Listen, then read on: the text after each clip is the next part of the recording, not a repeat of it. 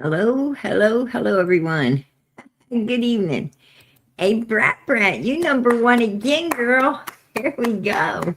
Good to see you, PG. Much love. God bless. Prayers to you and the family. Hey, girl, I appreciate it. God bless. Prayers for Summer Moon, Utah Wells, and love. Love and prayers for Miss Norway, and prayers for everyone in the chat. God bless. That is beautiful. I appreciate it, girl. God bless. Oh, Australia, number two. There we go. Number two, Australia. God bless. Janet, number three. All right. PG, much love to you. Much love to all of you guys. I appreciate you all coming in here. And let me see. Miss Justice, 1111. You are number four. All right. There we go. Much love, PG, and prayers. Hey, girl, much love to you. Prayers for you and yours. God bless. Good to see everybody. Miss Justice is always in the top, always in the top since New Year. Since New Year, she was number one, and she has been either number one or at the main top, like the number five, from five up. Like she's either 2, 3, 4, 5, or number one, and every single time. And it's like, whoa, she's making a believer out of me.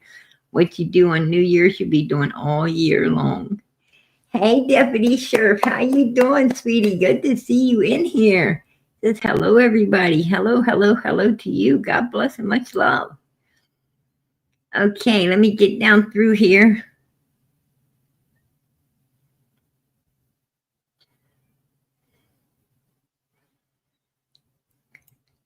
Hey, Stephanie, how you doing, sweetie? Hey, hey, hey to you. Good to see you. I'm trying not to pass. Hey, Auntie Sherry, good to see you in here, hon. PG getting her brownies out. You right? You know it, girlfriend. You know it. Absolutely. Gotta have them brownies. Oh, I appreciate that, Brett. Absolutely. Please, if you haven't, hit the thumbs up. Hit the thumbs up. Keep these kids out here. And if you ain't subscribed, please do. It keeps the channel going. So God bless.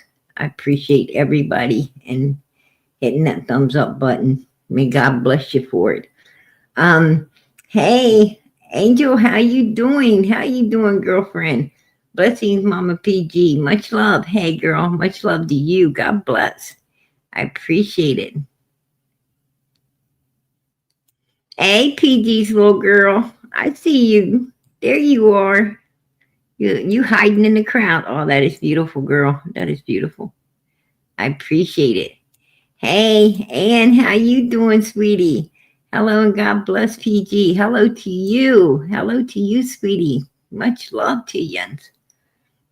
Hey, Kathy, good to see you. Rhonda, how you doing? Good to see you. 2025. All right. Hey, PG. Hey, hey, hey to you, girl.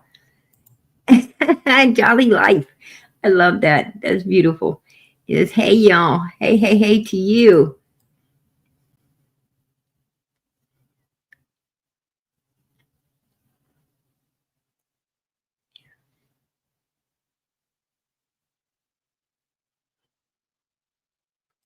Hey, how you doing, Corinda? I appreciate that. Good evening, lovely PG. Summer's Army.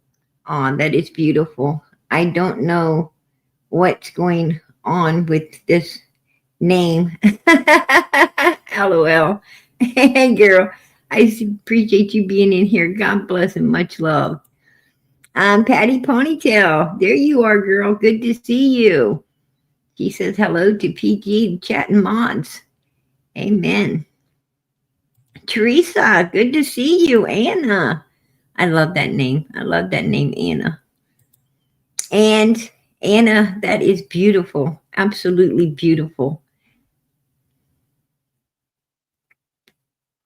Oh, don't I know it? She has to talk about PG because she ain't got nothing else to be talking about, right? She ain't got nothing else to be talking about. You know what? I must have hit the right chord, right? I must have hit the right chord because she ain't been doing nothing but talking ever since. Trying to protect old Freddie boy, right? She's over there trying to protect old Freddie boy. Ain't happening. Ain't happening, right? She stood outside. She stood outside the prison gate and, ended up with old Freddie boy and number one suspect. Not in one case, but two, right? In two cases. Not just the Summer Moon Utah Wells case, but also the Cotton Simpson case, right? Took a lie detector's test, he didn't pass it. He was asked to take another one, said he would take another one, and then refused to when they asked you to lie so they could get, a bottom line to go off of. He said, I ain't going to do that because he don't want to give them the bottom line. He don't want to give them no line to go off of because he knows his ass can't pass it. And that would be means, I know that lie detector tests are not, they don't hold up in a courthouse, right? They're inadmissible. But the point being is, and they do get law enforcement's attention. Trust me. They go a lot of times, a lot of people get convicted off of lie detector's test. Especially if you fail it miserably, you're going to be prosecuted because that's when they're going to say, we got enough information. We feel we got enough information to prosecute this person on. And yeah, they sure did. That big old lie detector test you took and failed, right? And that's pretty much all they need. And Fred knows it. So that's exactly why he isn't going to, take a bona fide lie detector test the way that you're supposed to in order to get, all the right readings. He's full of BS, And if you ain't got nothing to hide, why would you care? Why would you care not to do one the right way, right? I wouldn't care to do it the right way because I'm not lying. Hey, how you doing, girl? That is beautiful, absolutely beautiful. Hey, Bella, that's beautiful too. Hello to all beautiful people, beautiful moms, and most beautiful PG. Oh, girl, you are so beautiful too. I appreciate that. God bless. But Purple hearts for Summer. Much love for Summer. That is BS. TBI is taking tips. They're not taking anything that isn't legible. They want solid tips, but they don't want you to call them up and have an hour-long conversation with them about stuff that your chit chat with somebody, another YouTuber. What I'm saying is they don't want they're not taking tips from second, third, fourth hand information. But they are taking solid tips if you hear it with your own ears. If you can produce it, out of the horse's mouth, oh yeah, they are. And so is Hawkins County, and so is the feds. All of them's taking legible tips. I don't know who's telling you that, but that is BS. Now I have to admit that is hard. It's hard, to get through to the right people. It takes some time and effort to get transferred to this and then to this, and then it's a waiting game to get to who you want, but it can be done. I know because I've just recently been calling them. So I don't know who said that, but that ain't true. That isn't true. Oh, I think that came from Tiffany Marie, right? I think she's like almost 2 years off because back about a year and a half, 2 years ago, TBI wasn't taking anything. You had to call Hawkins County without, if Hawkins County said call them, then they would take your information. But they really wanted you to call Hawkins County instead of them. That was a couple years back, but not anymore. Since then, TBI has pretty much took over the whole case.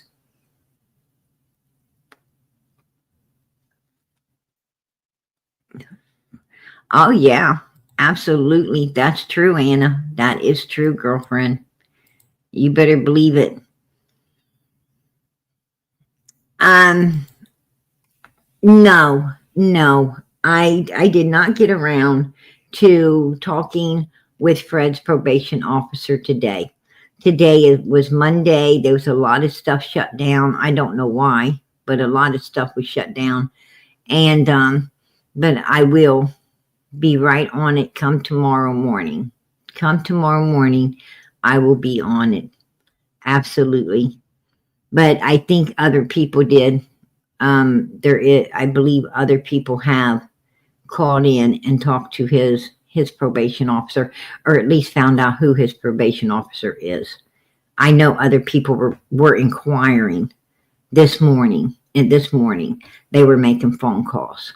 So I ain't going to say who they are. I'm not going to out them out here, but I do know that there was, and but they was blowing up the phones.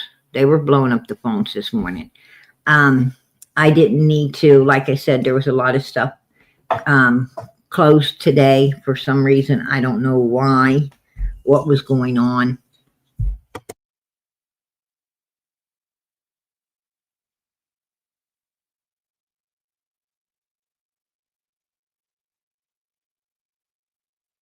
Sorry, I didn't want to snap my pop open in your guys' ears. But yeah, no, I didn't. No, I didn't get to his probation officer today. I did make some phone calls. His probation officer wasn't one of them yet. And like I said, there were some places that wasn't taking information till tomorrow. I don't know what's up with that, but that's what I was told. That's what I was told. The only thing I asked was it a holiday? And I got the response of no. So I don't know why. I don't know why it was all shut down. Deputy Sheriff, good to see you. You are beautiful too. Absolutely. But yeah, I will get to it. I will get to it, you guys. I stay very busy. I did try, I had more important phone calls to make today than Fred's probation officer. I had more important, more important people to talk to than that. And Ziggy's sitting over there. I did catch where she said that, was talking about something about why didn't PG get with Echo Search. I did. I absolutely did. Matter of fact, Echo Search was up on Dawn and Candace's property, flying drones. Actually, when Candace hit Dawn so hard that it took it, and messed up his eardrum. Put a 1 in the chat if you remember that, when she hit him and messed up his eardrum. And that was in front of some witnesses. That was actually up there with that particular group of people. But Echo Search asked Ziggy they privately messaged her and asked her, could she have me get a hold of her and of them, and to ask me behind, don't tell nobody, just get a hold of PG and ask her if she can contact us and Ziggy used it for content.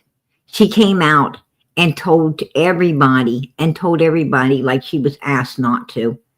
And that's when Echo Search said, when they talked to me, and they said that she messed up everything. Matter of fact, the guy was really pissed that she used, what he asked her to do for content.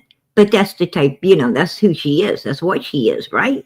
She didn't care about Summer. She didn't care about keeping things on the low. She come out and wanted to use it for her content. And, and let everybody know. And once it was out, they was afraid that, they were worried that, that the information they wanted from me was going to, be no good now because of what she did. She's a Tiffany Marie, just like Tiffany, told everybody, took a bunch of money in in order to go to Summer's Reward Fund, and then she act like she wrote a check, which she didn't, and to Summer's Reward Fund, and then everybody got in an uproar, started calling and accusing these people of, telling them that the reward fund should have went up because Tiffany, gave all this money, and it tried to accuse them of, taking some of, like scraping off the top some of Summer's monies and stuff like that, making the place, making the one guy look really bad. And that's why, he just wanted it. He just wanted them to do something with the reward fund because he did, he was good. He was good with holding it and keeping it for Summer up until then. And then he was like, oh, hell no, I'm not going to go through all of this. I'm not going to have these people, act like they gave bogus money and then me being accused of, doing something shady that I would never do. And I just don't want to be responsible for this. So basically, really, Tiffany got Summer's Reward Fund taken, if you ask me. That's my opinion. And, and Ziggy didn't help Summer either by running her big mouth, to everybody about Echo Search wanting to talk to me privately. But I did still talk with them, and they still went and flew the drones and did, and searched. I gave them the tips I had, and they still went and they, investigated it. And I plan on somehow trying to get a hold of them again and speak with them because, there's something more. There's something, there's something more that I need to tell them. So, hopefully I might be able to talk them into going back into Tennessee. On something more than what they were there before. So we'll see.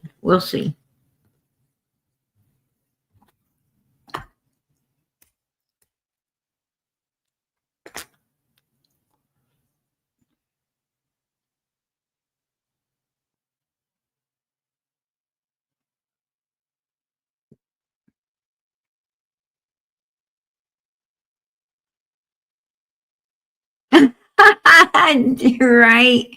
And the dog's name was Ziggy. That is hilarious.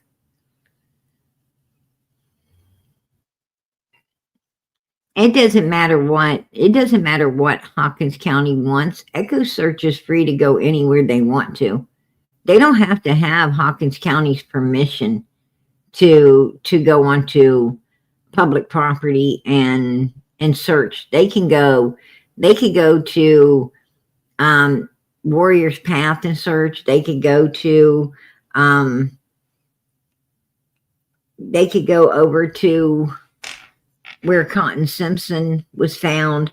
They can go wherever they want. They can go all over Ben Hill Road as long as they don't go on no private property. They can go wherever they damn well please. And Hawkins County can't say nothing. They have no jurisdiction over public roads, public places. Absolutely not. As long as you're making a big scene or a big disturbance, there's nothing law enforcement can do.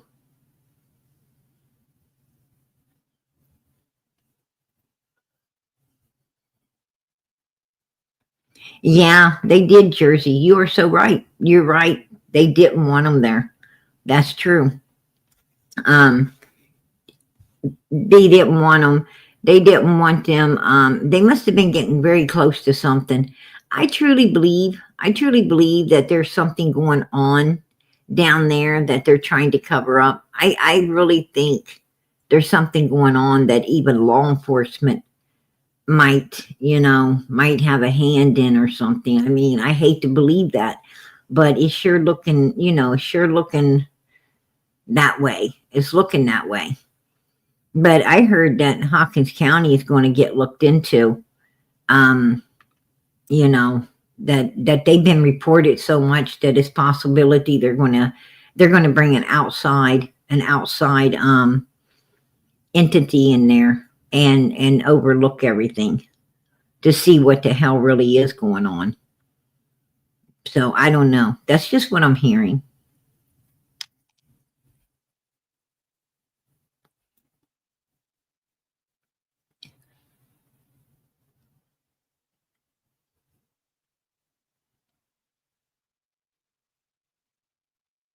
Um, Karen, I sure wish that was true. How I wish that was true. Um, it would be amazing if it was, right? It would be amazing to find Summer alive. That would be like a gift from God. Um, but the odds of that happening is, in my opinion, this is my opinion, slim to none. Slim to none. I don't think Summer was with us on the milk jugs.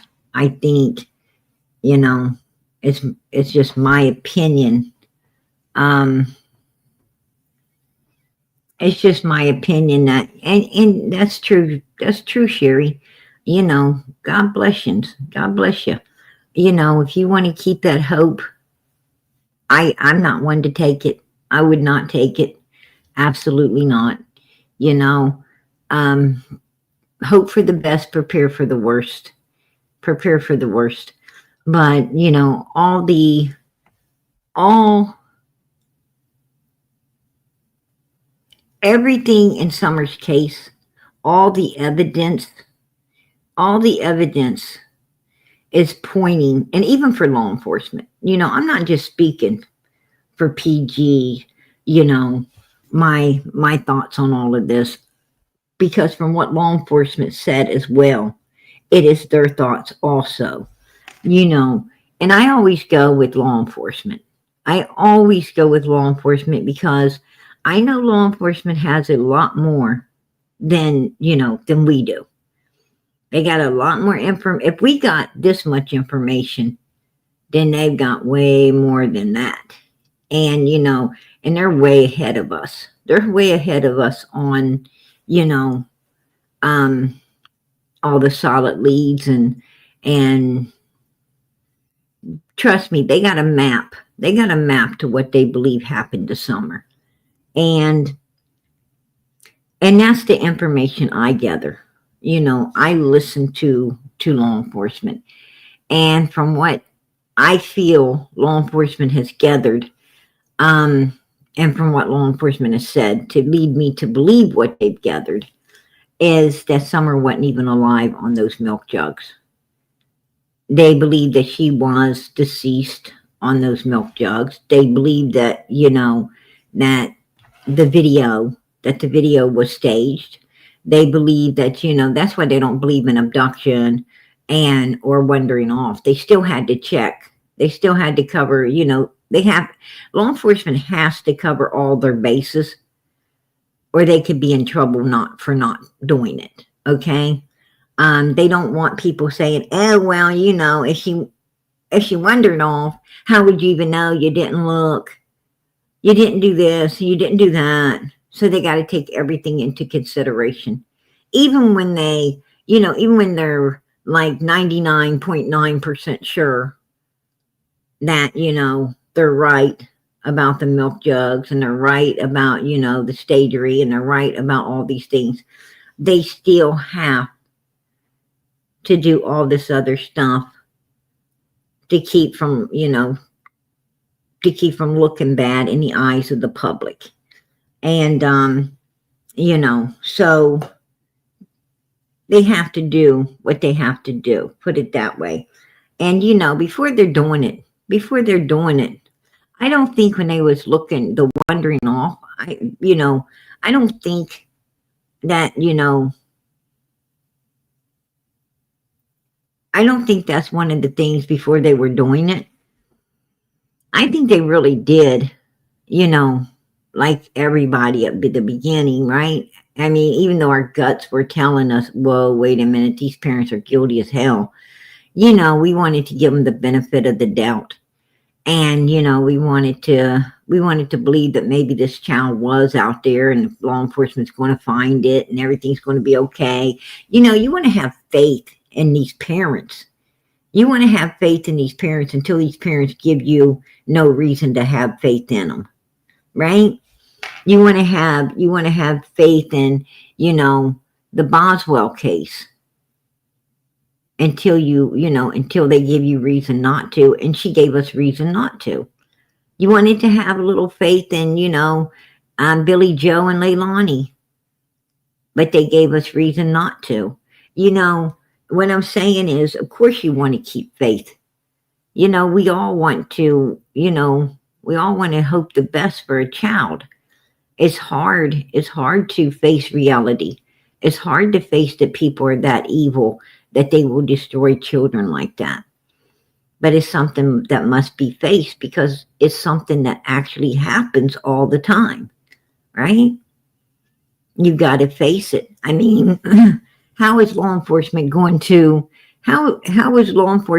find Quentin Simon and prosecute Leilani if they didn't face the fact that that kind of evil exists, and mothers like her do it, and they went looking and found out she did?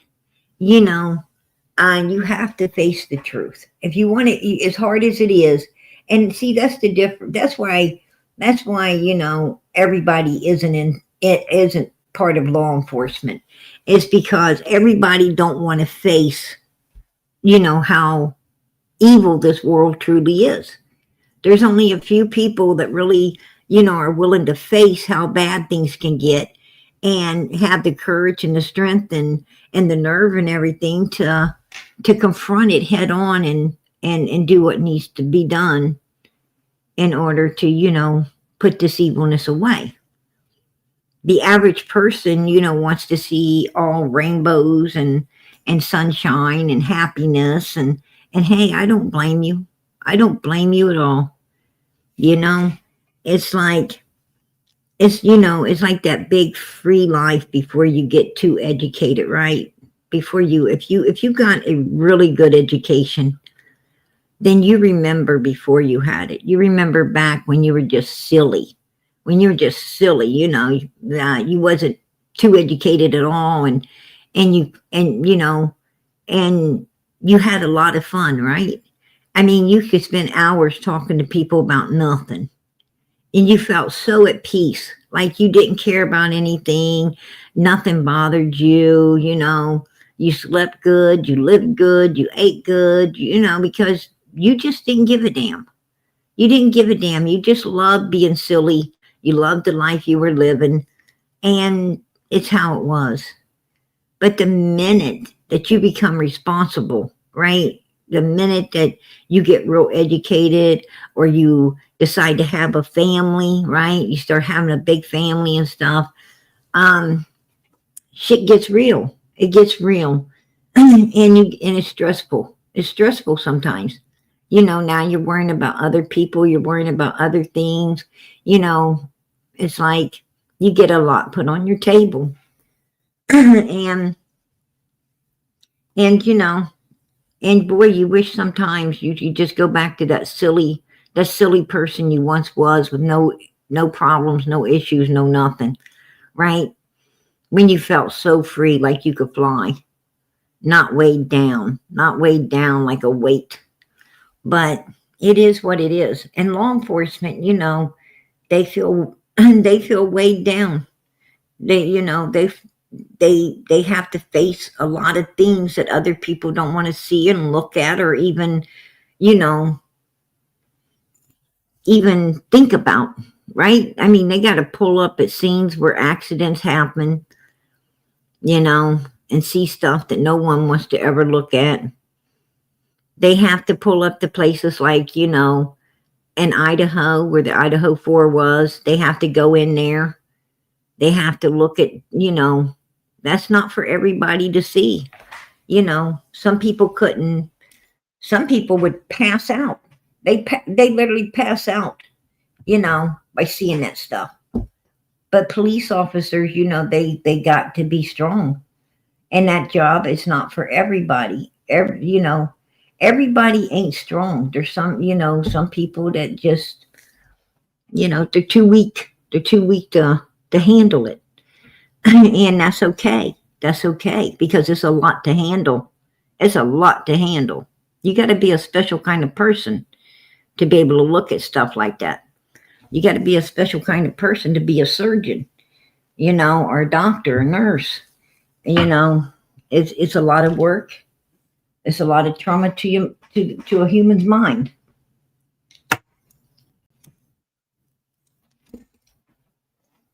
You got to learn to try not to bring it home with you.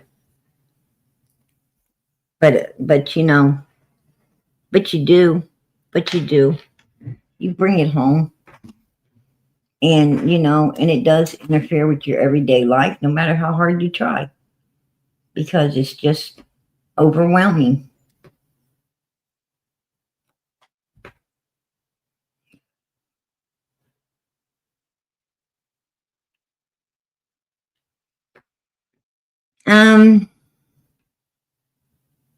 I don't know about critical. I mean, it's good to have critical thinking skills. That's you're right, Miss Justice. It's great to have those critical thinking skills, but I think you gotta have a lot more. I think you gotta have something only God can provide. I think you gotta have a special touch by the Lord to be able to walk in those places and see the horrible sights that law enforcement sees, that that the EMTs see, that doctors and nurses and these people see. You really got to have the Lord's touch to be able to stick with it all. It's a certain strength that I believe comes from God. Myself, that's my opinion. Nothing prepares you, no matter how much education you got in any field. It cannot prepare you for that kind of thing. I think only God can prepare people for that kind of trauma, to make you be able to go in there and actually, come back out sane, able to handle it and be okay at the end of it all. Yeah, it's a lot. Absolutely a lot.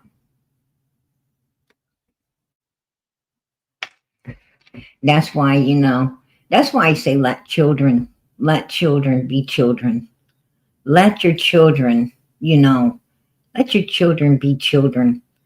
Let them run, let them play, let them, let them live that beautiful, free, no worry life, because, they're going to be worrying soon enough. Children shouldn't have to be worrying about someone abusing them or hollering at them or getting on to them. They shouldn't be worried about, somebody constantly trying to, you know, um, pound education into them and everything like that. Children should be, they should be able to enjoy their breaks off of school, Christmas breaks, spring break. They should be able to enjoy that time. They should be able to enjoy their summer breaks. It's time to be a kid. Let them be a kid. You know, um, let them be free because, and let teenagers as well. Let teenagers be teenagers. Let them sing. Let them dance. Let them, be silly. They got to grow up way too soon. They got to grow up really fast, and then they're going to have the whole, you know, once they become an adult, once a child becomes an adult, they got the weight of the world on them, and and it's heavy, and it's a lot. It's a lot, and you don't want them. You don't want them, trying to be a kid because they could never be a kid before. You do not want them trying to be a kid now because they didn't get to be a child before. Let them be that child. Let them be that teenager, and let them, and let them transgress into adulthood the way they're supposed to. Because when kids get to be kids and they get to, they get to enjoy each milestone of their life, they become beautiful adults, very, very healthy, very, productive, very strong, very caring. They just become better people for our world. And I think what we got in this world right now is a lot of adults that, really didn't get to be kids, and they're not wanting to grow up. They're not wanting to grow up. They're still trying to stay in high school, and it ain't working. It's not working. Once upon a time, if you take note back in history, kids got to be kids. Kids got to run through the summer and have fun, and they got their vacation breaks off and had fun, and teenagers, they got to dance and go to malt shops and do all the things they wanted to do and be silly, and then they became productive adults. They became productive adults, and they got jobs and nice homes and nice vehicles, and these people stayed together for years and years and years, and they built this country. They actually built this country because they got to enjoy each milestone of their life, and that's something that people ain't getting to do anymore. Our kids are getting too much put on their shoulders. You know, everybody wants kids to be little adults. That's the problem today. Kids are getting too much put on their shoulders, and they shouldn't. Children need to stay in a child's place, and they're not staying in a child's place anymore. You actually have parents depending on their children instead of their children depending on the parent. And, that's insane. But let me get to what we came in here tonight for. Right here. I never even knew, she forgot the K, there was a cemetery across the road until YouTube started everything, and I've never stopped anyone from anything. Just don't come on my property acting a fool. I don't think anyone's ever wanted to go on their property at all. I know some people did, hoping to see or find something for summer's sake, but they ran off as fast as they went on because it's nasty up there, right? It's gross.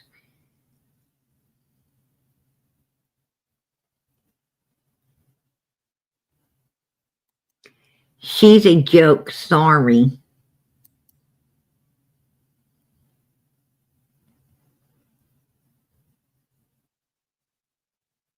Here she is.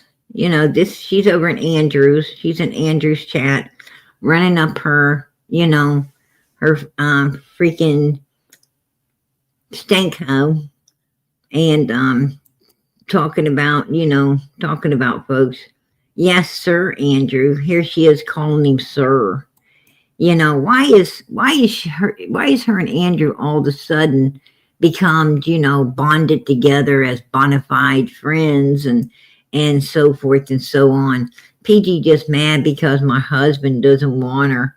Bitch, I wouldn't have your husband. Trust and believe me, I would not have Don Wells. What are you going to get having your... I'm going to tell you something, Candace.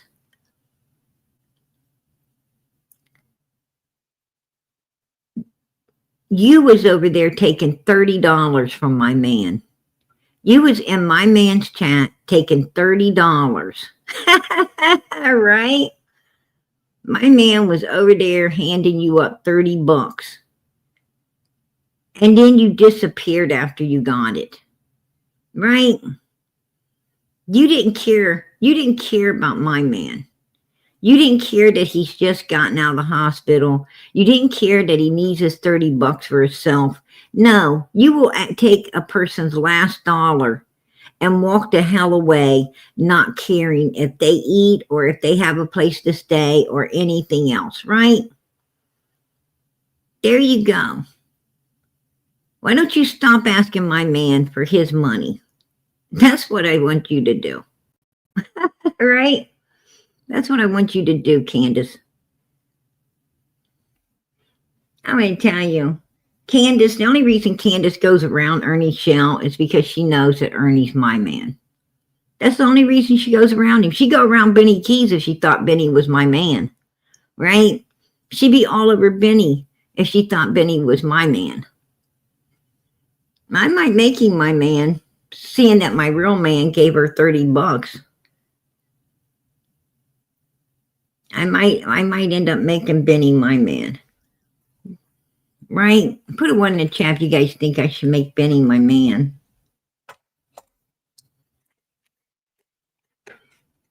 Candace just be over there trying to take him away.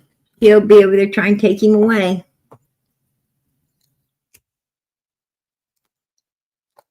That's the only reason she wanted to be around Benny to begin with. Because she heard that me and Benny was talking. She heard me and Benny was getting close. And she wanted to run and take Benny away. And then Ernie started coming up on my panel, and I kind of just dropped Benny. And Ernie started coming around, and so I picked up with Ernie, and then she wanted to run and be around Ernie, right? And now she's over there taking his money. All right? Look at that. So, whoever my man is, she wants him, right? Candace is just jealous as hell of PG. She's jealous of PG. But I got news for you, Candace. My real man, you couldn't touch. He wouldn't let you touch him. He's just like me, a germophobic. He's just like myself, a real germophobic. Matter of fact, I showed a picture of you to him. And I'm going to tell you, I thought poor guy was going to pass out. It really did. I was looking around, see if I got one of those things you snap, put under his nose. I thought for real I was going to have one of those. I don't know if it was, the way you looked, or if the inch of dirt got to him that he saw on your crusty ass. But it was bad. It wasn't good at all. But yeah, Candace, I wouldn't let your man smell where I took a piss. And that is the truth. God knows it. I know it. Anybody that knows me knows it. And that is the truth. You and Donnie can sit around and lie all you want. But Don Wells went right up on Ziggy's panel and he told the truth, Candace. He told the truth. I didn't ever, any way, form, or how did I ever hit on Dawn, just like I didn't ever hit on you. Matter of fact, I think I could have took either one of you out if I wanted to. I actually believe, Candace, I could have dated you. And that's the truth, because I think you date women. I really do. But I talked to you and Donald. I talked to you equally. You was calling me and talking with me just as much as Don Wells was. Both of you was talking to me. And then when I came out on you because you were evil fucks, and I felt guilty as hell, which I still do, and I came out on you, you thought you was going to give that old throwback like you did with Mary. I think Mary wanted Donnie. That's why she's talking like that. No, Mary didn't want Donnie either. Mary's got a good man. She loves him. Just like I got a good man who I love. Nobody wants your damn Donnie, but you and Don Wells want to sit around and that's your to-go-to because you're evil. You manipulate people's minds into believing someone was there for reasons they weren't. Let me tell you something. The only reason I was ever there was for little Summer Moon Utah Wells, and I've been here for 4 years for that baby. Unlike your ass. Ain't you the mother, Candace? Ain't you the mother of that child? Last time I checked, you were. And it's sad that all these people out here that's a voice for your daughter is more of a mother to her than you. That's damn sad. But they ain't nobody wants your fucking Donnie. Trust and believe me. The guy I'm about to get married to wears a 3-piece suit to work every day. He makes a 6-figure income, Candace. Trust me. I don't want nothing to do with your fucking Donnie. I don't date anybody. I learned a long time ago. I don't date nobody that's on the passenger side of the best friend's ride trying to holler at me. I don't mess with scum. Yeah. Call me a gold digger, call me what you want, but if you can't afford to take care of PG, I don't fucking have nothing to do with you. I'm not gonna wear rags. Ain't happening.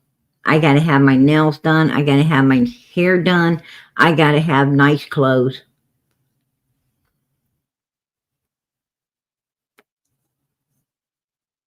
Sorry to tell you, Candace.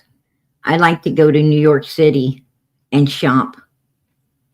I like to fly out to New York, spend a week, and go shopping.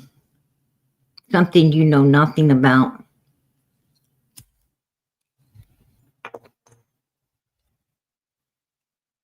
You probably don't even know what a Louis Vuitton looks like. Probably didn't even know what Louis Vuitton was until everybody started telling you. And you still might not know. It's a pocketbook. It's a purse. It's a pocketbook, Candace. A handbag. Right?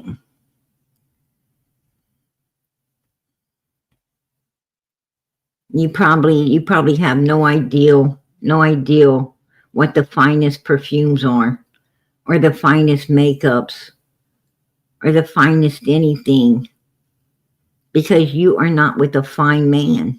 You're not with a fine man. That's the problem. I'm high class and high maintenance. You're scum of the fucking earth, Candace. You're scum of the fucking earth. I've been poor, but I haven't ever been trash. There's a big difference in being poor and being trash. It's okay to be poor. It ain't okay to be garbage.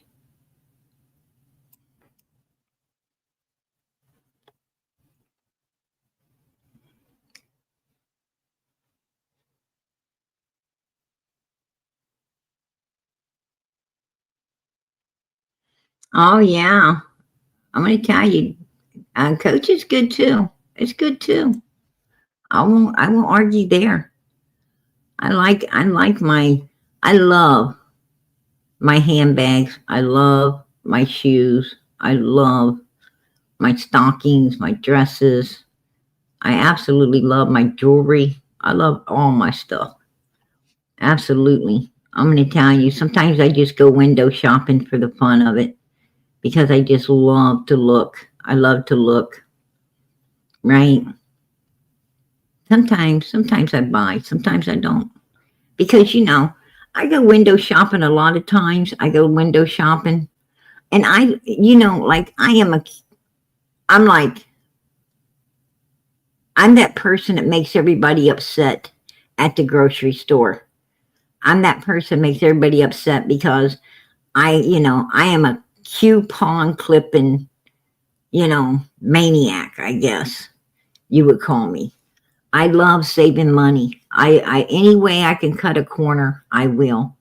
And a lot of times, like take jewelry for instance. You see a real beautiful ring, maybe that ring's, 20,000 or more, you know, and believe it or not, you could get it for half that if you shop around, right? I mean, you could get the same carat, you can get the same, um, everything. You can get the same carat in gold, the same carat in diamond. You can get, if you just shop around. Sometimes you could even get a higher carat of gold. You could get 18 instead of 14 with the same carat of diamond, which is a better ring for less, for half of what, you was going to pay. So, I like to shop. I do, I do look. I do look. But I find that when you see really expensive stuff that you would love to have, if you just use your head, you can get it a lot cheaper. And, sometimes you just go straight to the producer of it. Sometimes you look in other places and you'll find it. Did you really think a YouTube creator was going to actually find her? I mean, they're YouTube creators. Well, I think YouTube creators, yes. We found a little girl and brought her home, right? I mean, we were right. We were right from day one about Quentin Simon. Of course YouTubers can find people. No doubt in my mind. They probably can solve cases if they wanted to. You have charged for the best. You have changed for the best is why you love your channel. I don't know. Matt Griffin, I was not the one that went to YouTube first. My husband did. Yeah, Candace, Don did go to shares first, but that's because you was in the background talking to about 10 to 15 women. Yeah, I heard them.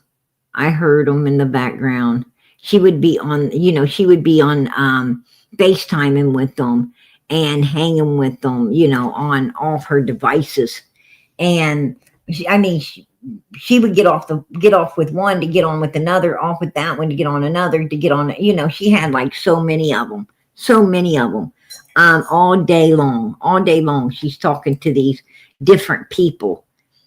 And the reason she's talking to them is because they're filling up her Cash App, they're filling up Venmo, they're filling up PayPal. And Don wanted to, and he was really worried the way she was, running her mouth to these people, talking to these people. He was super worried that he told me, he said, Sissy, she's going to get us put in prison. Now, if they didn't do nothing, why would he say that? Why would he say that Candace is going to get them put in prison if they had nothing to hide? Was he worried about her running her mouth? He said that that when he did his lives, he had to go somewhere else because she would get effing drunk. all messed up. And he was afraid she's going to freaking say something that gets him put in prison. And so, numerous times he said things like this. So,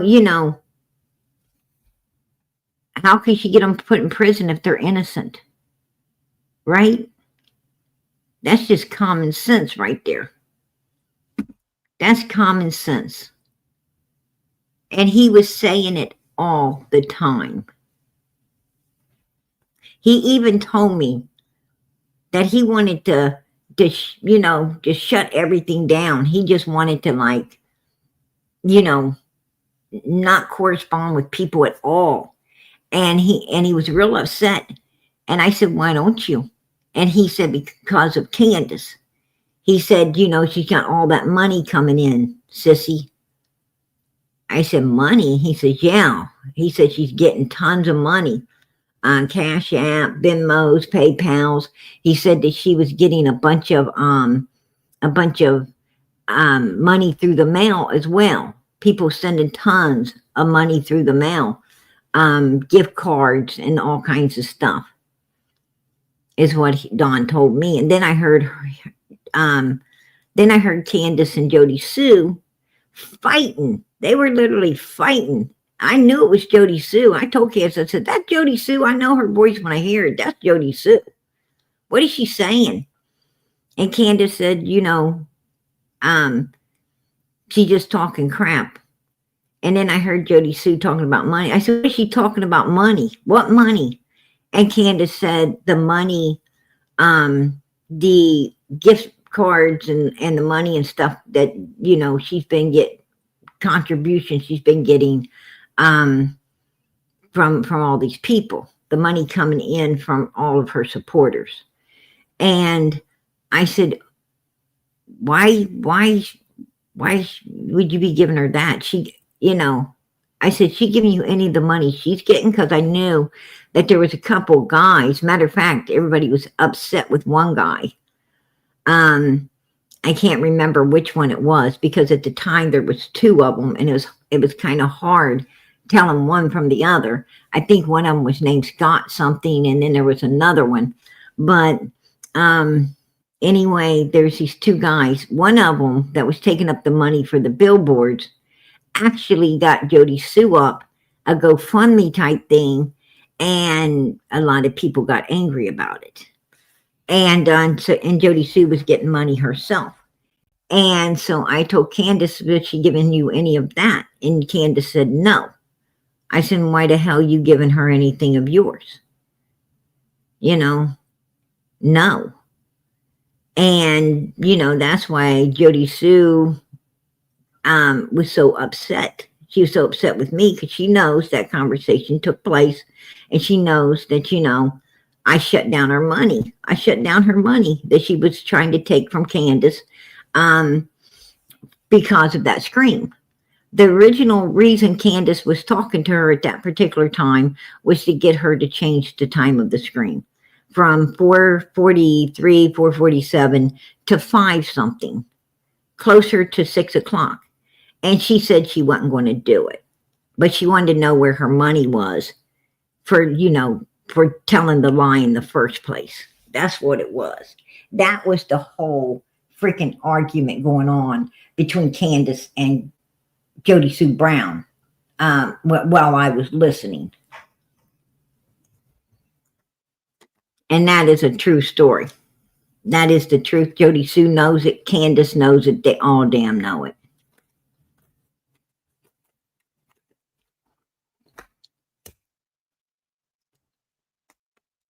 And, how did Summer wander off or get abducted if Jodie Sue's wanting money for lying about the scream? Somebody answer that for me. Because Jodie Sue obviously knows what happened to Summer Moon Utah Wells if she's wanting money for lying about a damn scream and ain't willing to change the time of that scream so it looks more legible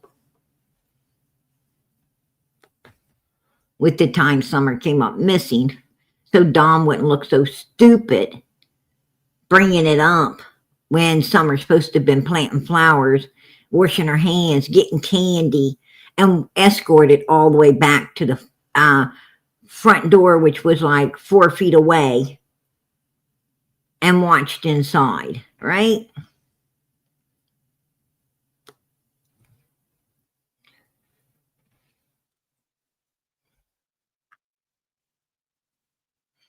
There's, Don Wells wanted to, here's what Don Wells said. I don't know if I can completely quote him, but I'm going to do my best for you. Well, my neighbor heard a scream. And when Summer, when my daughter came up missing, the neighbor had heard a scream. And and we think it was Summer. She probably got abducted because the neighbor did hear a scream. No, that scream don't fit.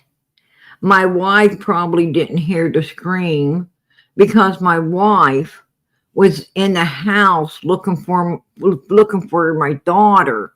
And the boys probably had the TV up really loud and all the stuff going. And that's probably why my wife didn't hear the scream. Well, Don Wells failed to mention one thing. Grandma's ass was sitting right in the camper door out fucking side with nothing going at all but her 2 big antennas on each side of her head and those 2 big eyeballs to see everything better with.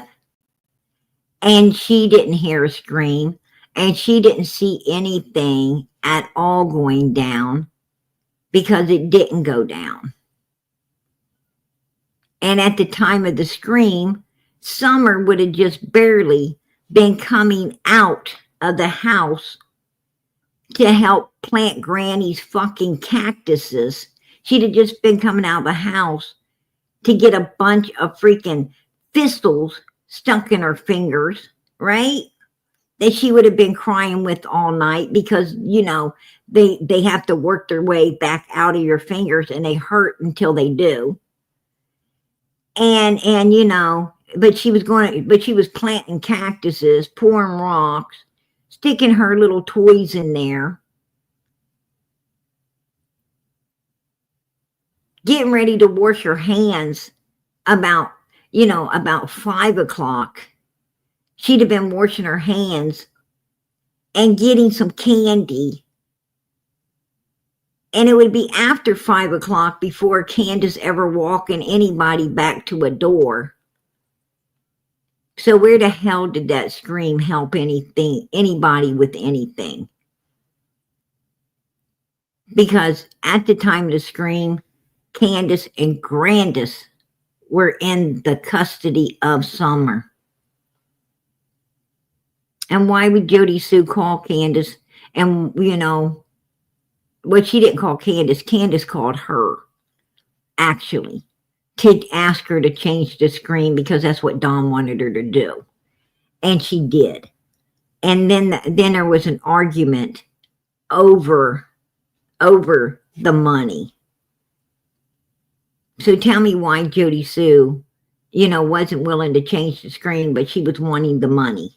Half of the gift cards, half of everything. Yeah, half. She wanted half of everything. And Candace, I guess, had been giving her monies up until then. Had been paying her for her low-life scream.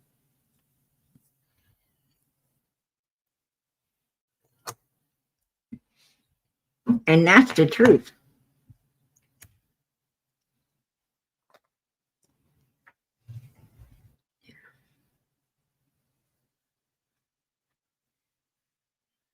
Right?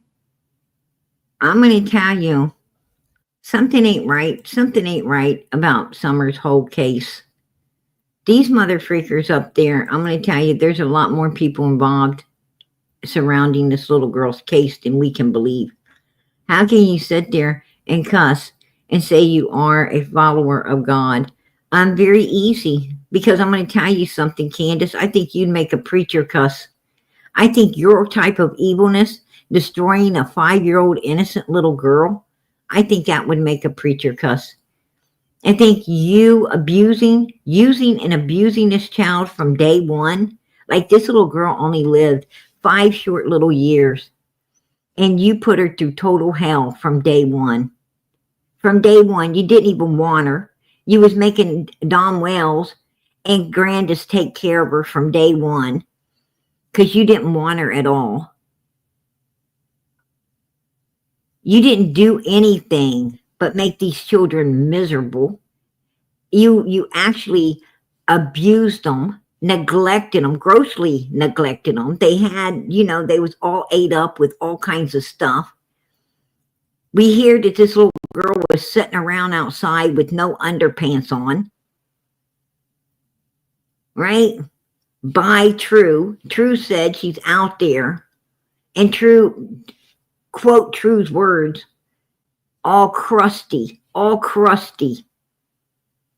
That is disgusting. That is disgusting. Who doesn't bath and take and dry and take care of their child? Who doesn't put clothes on their baby?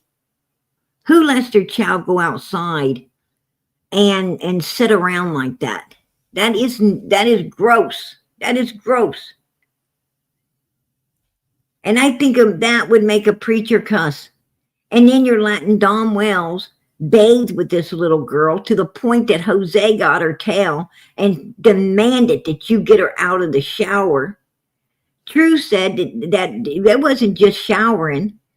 According to True, that Don Wells was taking this little girl to the basement and doing bad stuff.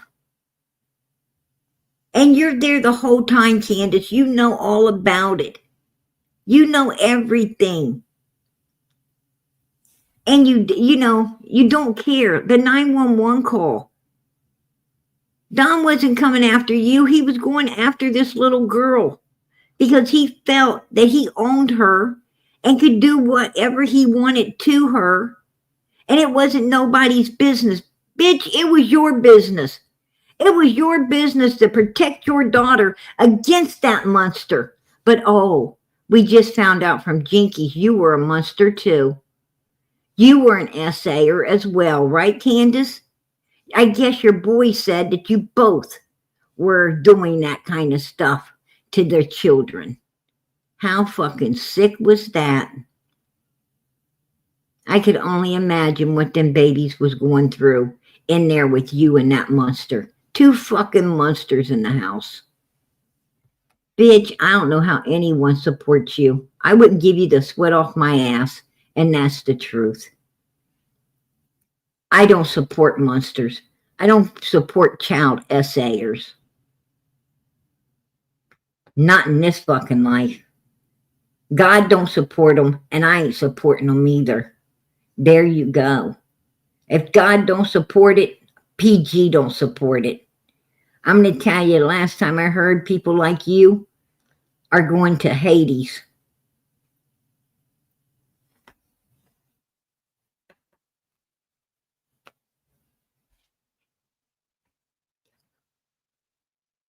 That's horrible. That's horrible. I'm going to tell you now. That B-Notch needs to back up. She needs to back it up. I don't even know who the fuck she thinks she is. Bringing her nasty, salty ass out here. Right? Talking shit out of that freaking disgusting pie hole of hers.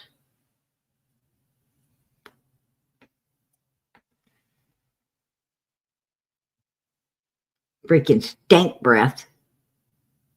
I don't even want to hear it. There ain't nothing that woman has to say that I would even want to hear, to be honest with you.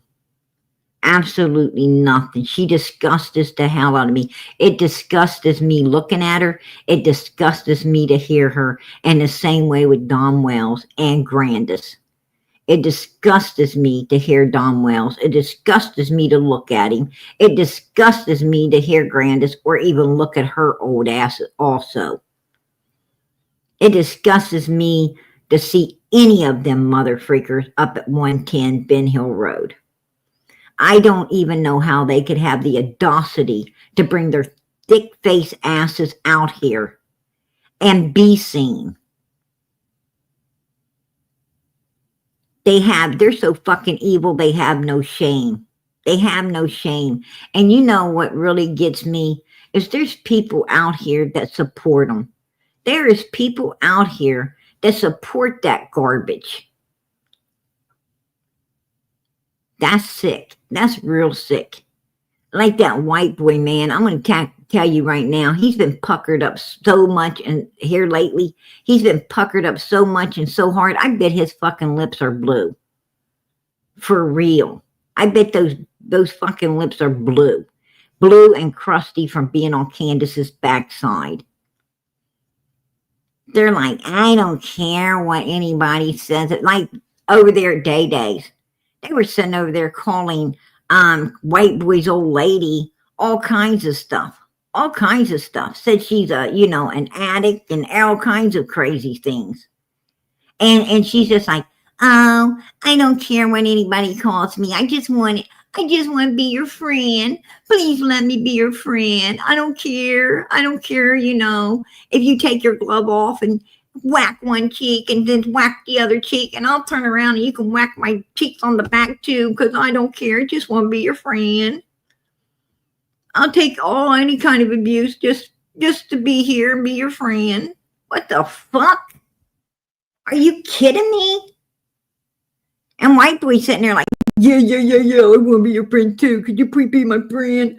Please be my friend. What the hell? Are you serious?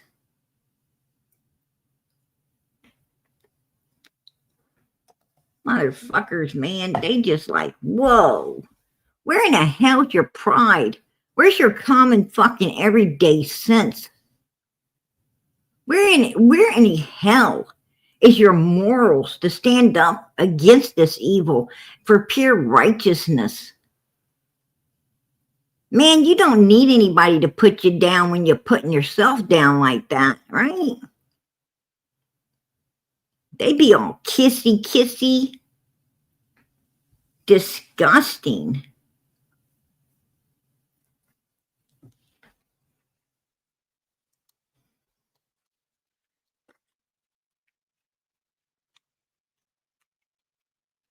Oh yeah, she did. She did, Blue Bella.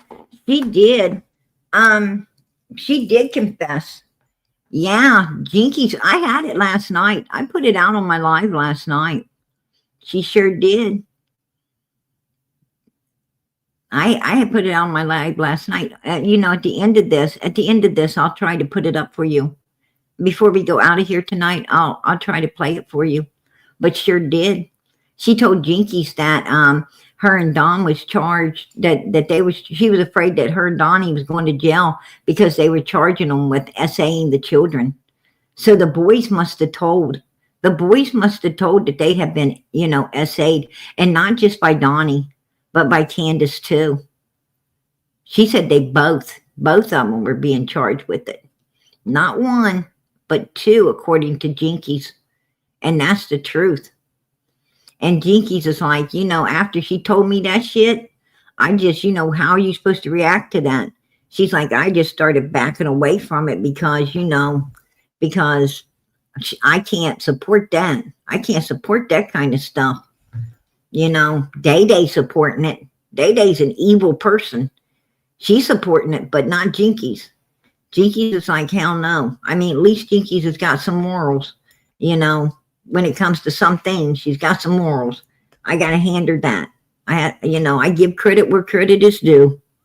That's for sure. It's okay. I'm not going to let her get to me, but she needs to be put in her place. I'm going to tell you what, Candace, didn't you send your bestest friend, Jenna, up on Ziggy's panel to put me in my place? And then you got put in yours? Because that's what God does. That's what God does, Candace. When you send evil after righteousness, I tell you what, God even lightened Pharaoh's heart, right? Right, Candace? He lightened Pharaoh's heart. And the children of Israel got to get out of Israel. And then he went and hardened his heart up again. And here he goes chasing after the Israel children. And the parted sea came back. And you know what? It destroyed all that evil, Candace. It destroyed it all. But all the Israelite children, they got through and on to safe dry land. Because that's what God does. He protects his children. And when you sent your girlfriend up there, your bestie, to jump onto me, God lightened her heart up. And you know what, Candace? She decided that she wasn't going to go along with your evilness because she knew you were evil. And she actually turned on your ass and told how bad you truly was because she knew I was telling the truth about you. And you cried and you cried and you cried. And you're probably crying right now. You're probably crying right now. You don't cry about your missing daughter, but you cry about Jenna. You cry about your best friend when you think about her turning on you because you were an evil ass bitch. And you know, who was you trying to send at PG here? Who, you know, she needs put in her place. Well, won't you come put me in my place? Why don't you come on over here, Candace? I'll be glad to bring you on panel. Come and put me in my place. Or better yet, send Donnie. How you like to hide behind him. Send his ass up here. I put that motherfucker in his place too. I put him in his place many other times. It wouldn't be hard to do it now. Come on over. Come on. You could go on Ernie's. You can go on White Boys. You can go on all these other places. Bring that crusty butt up here. Come on. Bring it. No, you'll run somewhere else. You'll run somewhere else to talk shit because that's all you do. That's all you do. Shut up. At least I stand up for myself, Candace. I stand up for myself. You don't know nothing about that.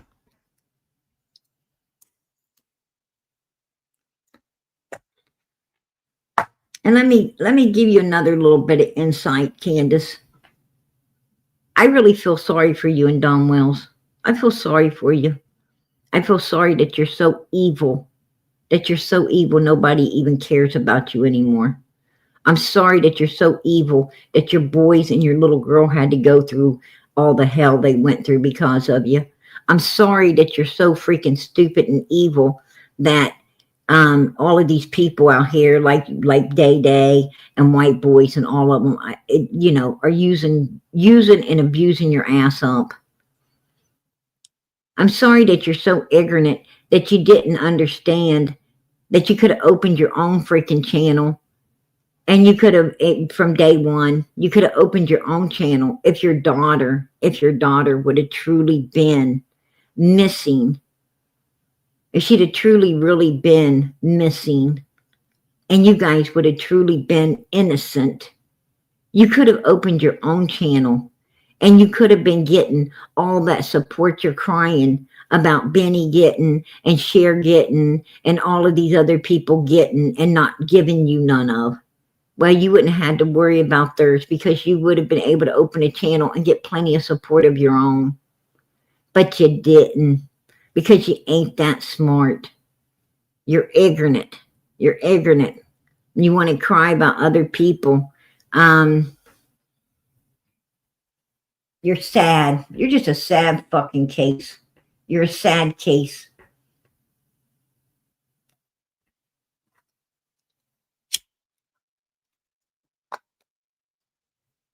All of those other people are using, abusing the hell out of you, Candace.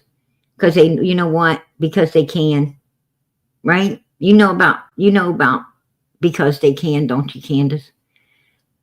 Because you had your 3 boys and your little girl up there on the hill, and you guys were doing the dirty shit you was doing to them because you can, right?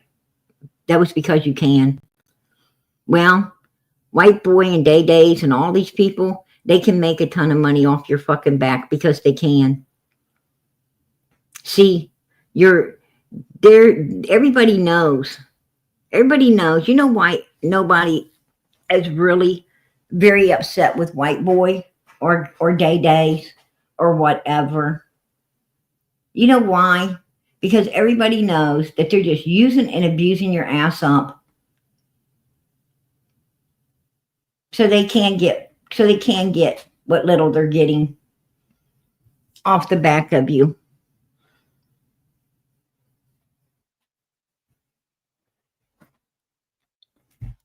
Candace. That's right. You know, they don't care. They don't care about Summer no more than you do. That's what pisses me off. That's what I've got beef with, is they don't care about Summer. I don't give a fuck if they care about you or not. My beef is because they don't seem to care about her. But they're using you because you're still here. You still got a mouth. You still can show up, and they can still make an ass out of you and get the click, likes, and views. And you really think that they're going to hand you that money, Candace?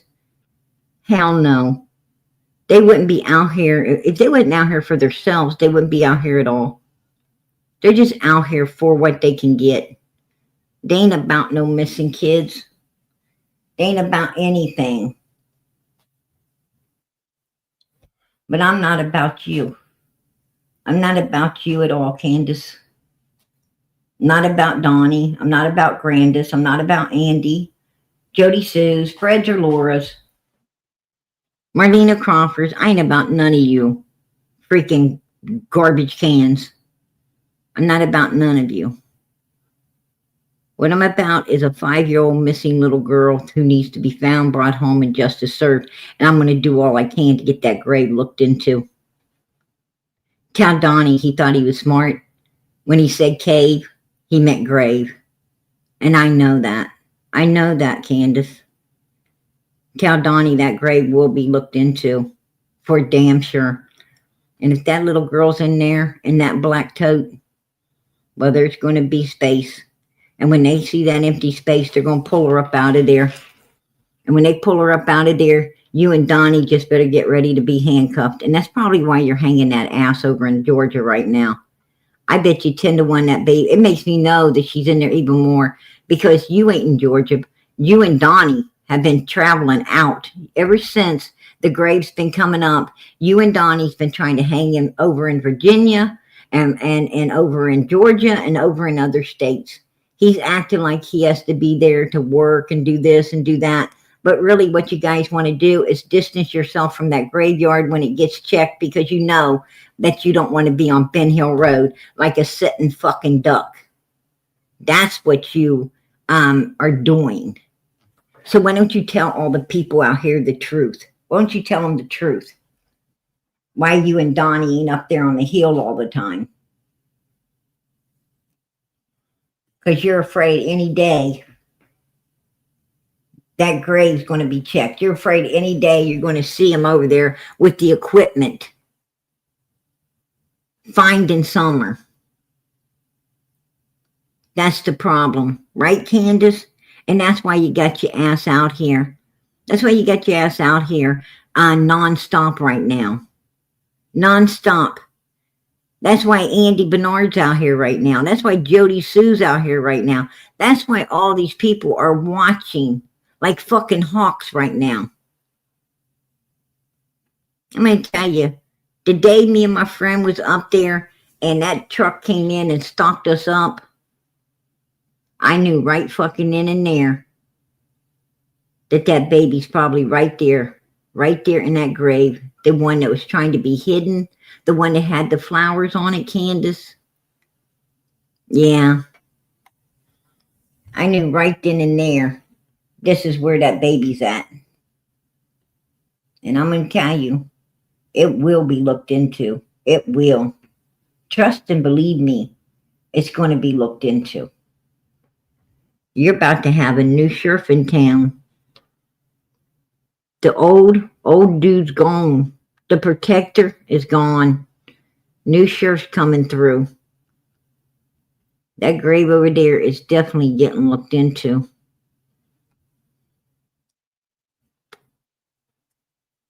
Somebody's going to show up. Somebody's going to get the equipment off of a truck, and somebody's going to be running it over top of everything.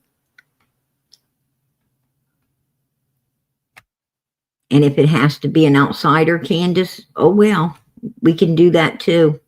But law enforcement's still going to have to come in and dig it all up. And then they're going to have to explain why, when the tips came in on it, they wasn't taking it as a solid lead. They're going to have to explain that, Candace. And then I think law enforcement's going to start getting looked into. People's going to start losing jobs. Because why the hell wasn't they doing their job? That grave site's been reported many times. It keeps getting reported. And it's their job to look into it. But when a regular citizen comes up there, runs the equipment, finds what needs to be found, law enforcement's going to have a lot of questions to answer. News station's going to swamp them, saying, why didn't you do this? Why didn't you do this? These videos are going to be played out on news stations. Why didn't they look before? Why did someone else have to come up here and do the law enforcement's job for them? I can answer that. The same reason we had to find a missing little girl, because law enforcement don't fucking want to do their job, right? Remember that, you guys? Remember Sullivan County told us to go, if we want to find her. Remember that? Remember they told us to go find her? And we did. We did their job, but we didn't get their pay, right? We done their job. But you're going to have a lot of explaining to do on this one. And they're going to have to arrest your asses then. They ain't got a choice. They're going to have to arrest your asses. And then you could tell all about it. You could do the domino effect. Because I'm sure once they arrest your ass, Candace, you're going to tell on Hunter at the swimming hole. And then he's going to tell a bunch of stuff. And then Chad Arnold's going to tell a bunch of stuff. And it's just going to be like, they get you in there. You're going to tell on Hunter. You're going to tell on Chad. You're going to tell on everybody. You're going to tell on Donnie. You're going to give it all out. Unbelievable. All these people are falling like flies around Summer's case, except the main ones who can really, like Candace can put them all in prison, right? When they handcuffed her, everybody's going down. But yet they're going to let her keep standing. That's what I'm talking about.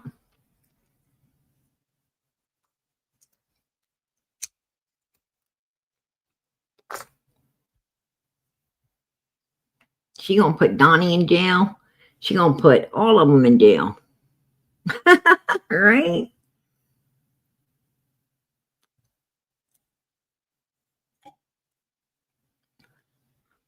People don't make no sense to me. They don't make no sense to me.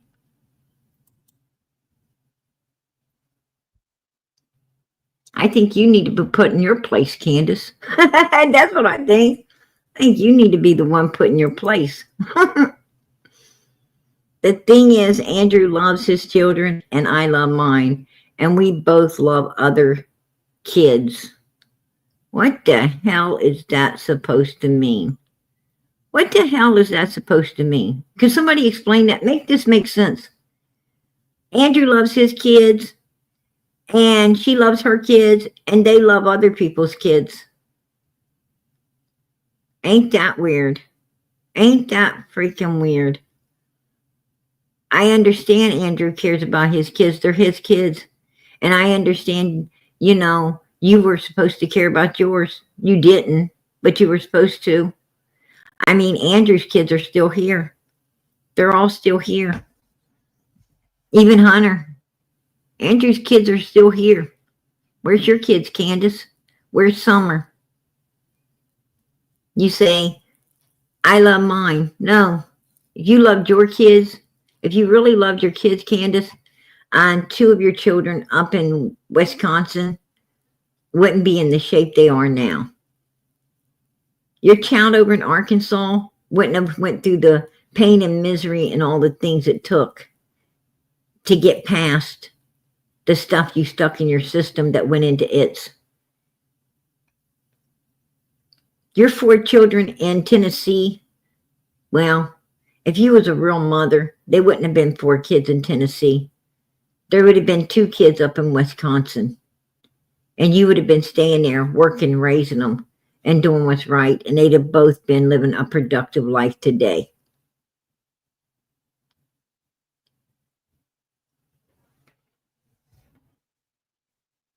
No child has survived you, have they, Kansas?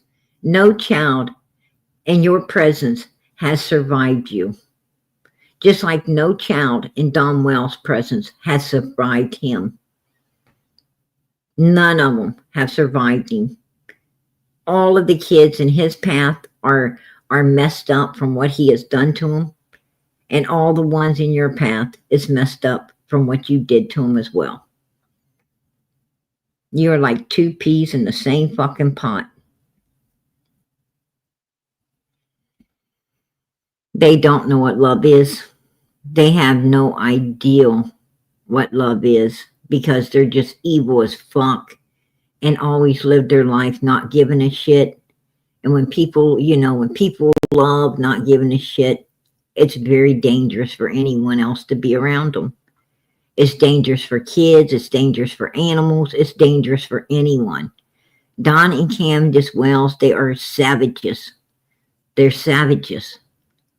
They're people who look to destroy everything in their path. Children, animals, friends, neighbors, everything. Because that's who they are. It's an evil, so evil that your mind could not ever perceive it. Your mind wouldn't be able to ever go there. That's how evil these people are. I could sit and try to explain it to you all day long, but your mind ain't going to want to take it in because, your mind does not want to be in no acceptance with how evil these people are. Your mind just, is going to try to keep throwing it out. Fight against it.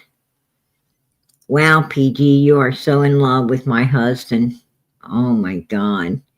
Candace, you fucking are so, maybe you have to think that in order to stick with Donald. I don't know. Maybe I've seen women like that.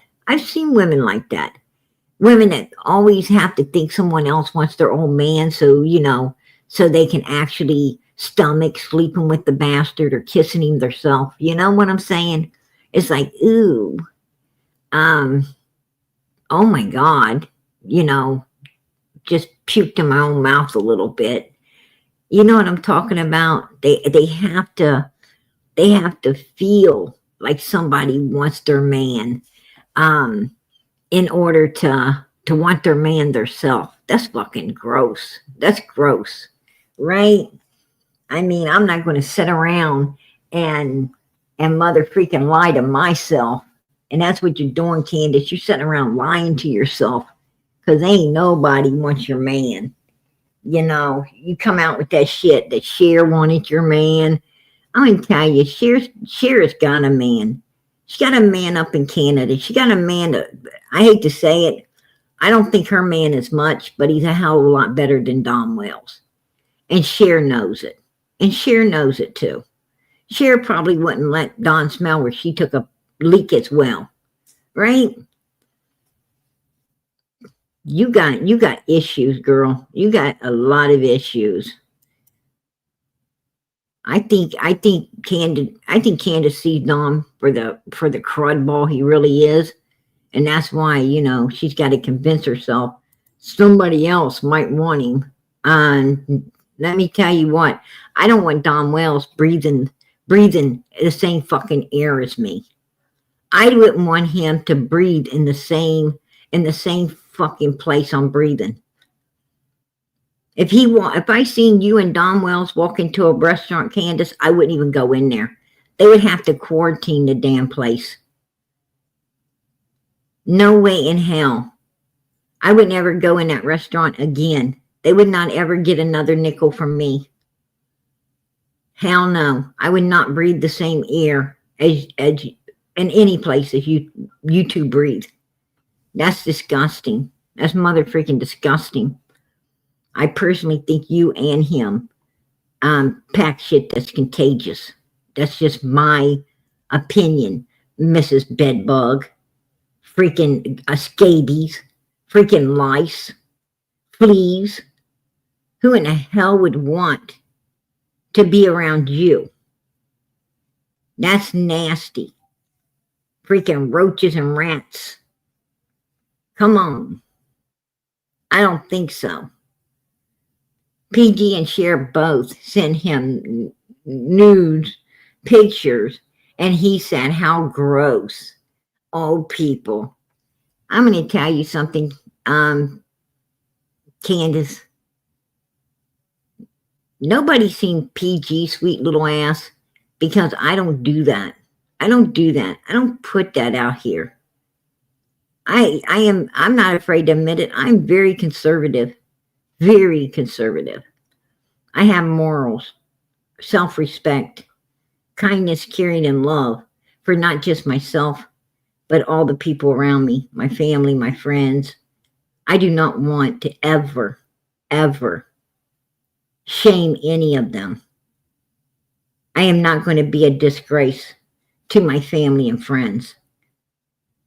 I like them to look at me as an upstanding, God-fearing citizen in this world, and I want to look at them the same. I don't lower myself to that. I do not lower myself to that. The Bible says that nobody's supposed to see your body but your husband. That's it. You're supposed to keep it covered up. Keep your pants up and your skirt down. I truly believe in that. I believe in dressing respectfully. Not like I'm out looking for somebody to pull over. Give me $5, okay? I don't dress like that. I'm classy, not trashy. But you can't even dress like that, Candace. You can't dress like that. I could.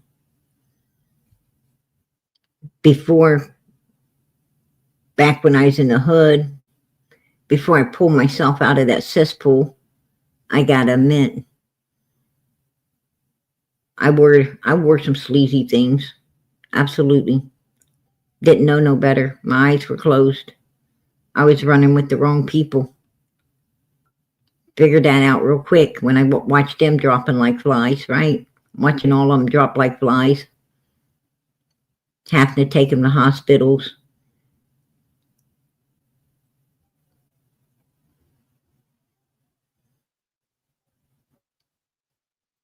Trying to hold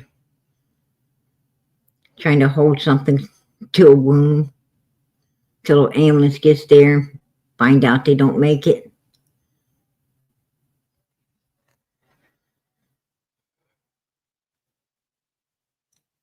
Every other week, somebody's laying in a box. I got the hell out of that cesspool, Candace. I got my eyes open. And I love it. I love this life I live.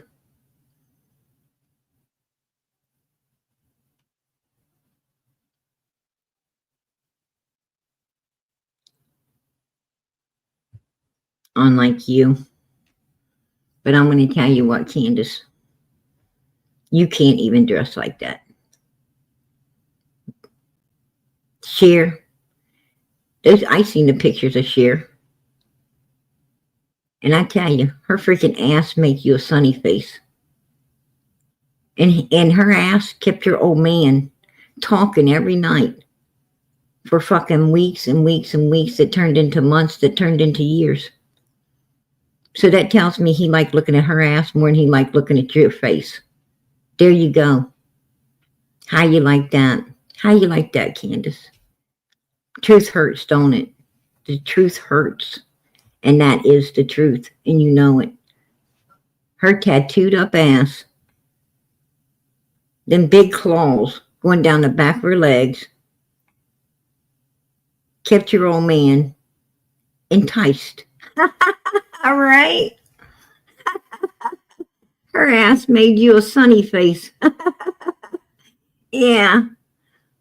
I'm going to tell you what.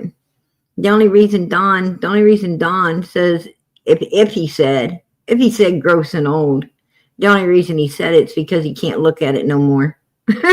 Right? He can't look at it no more.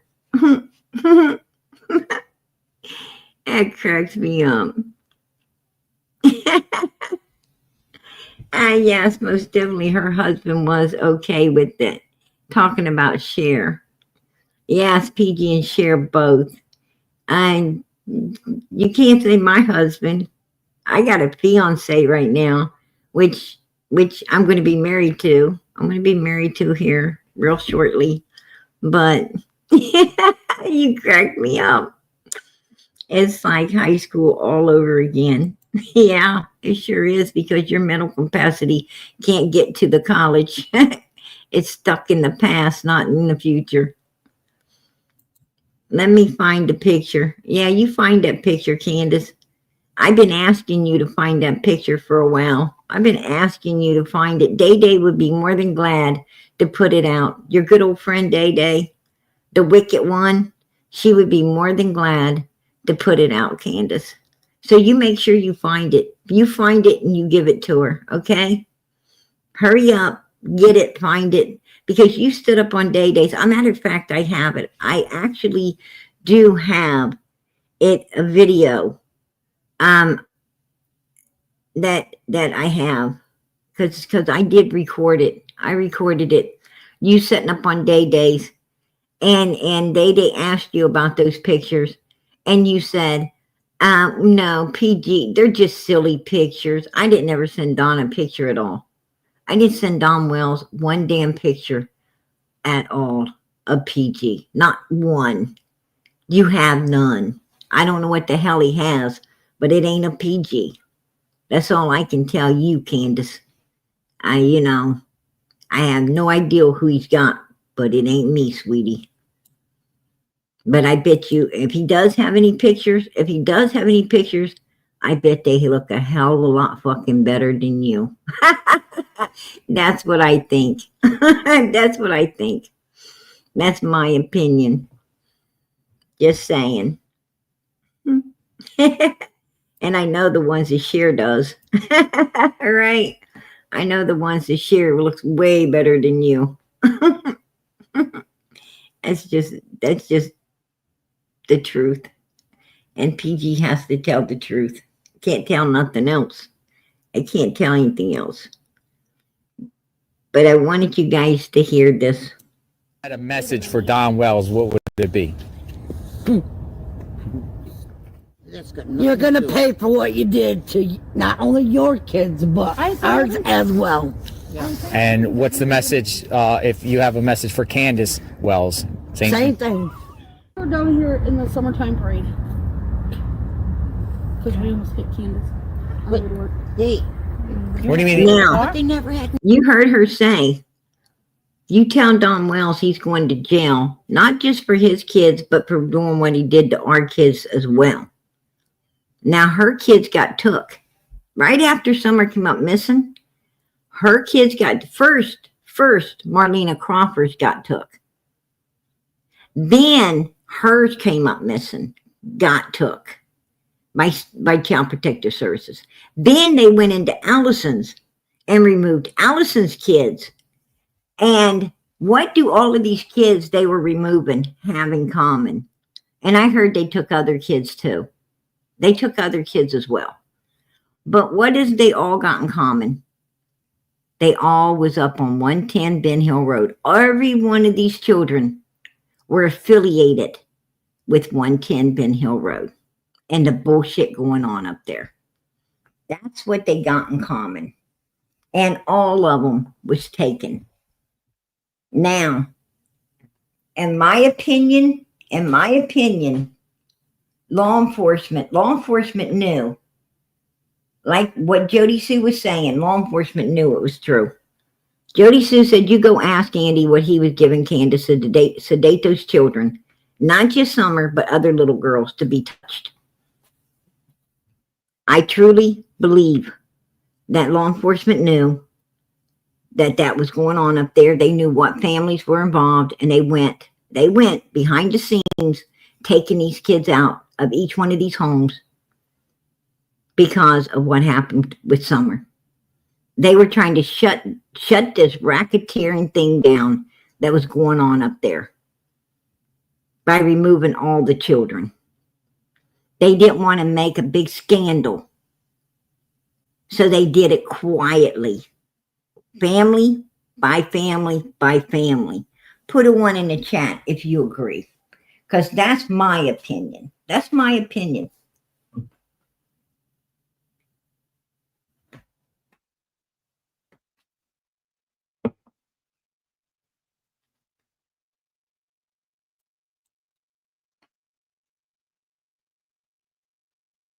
Any pictures of What, was she unattended or something? Drunk.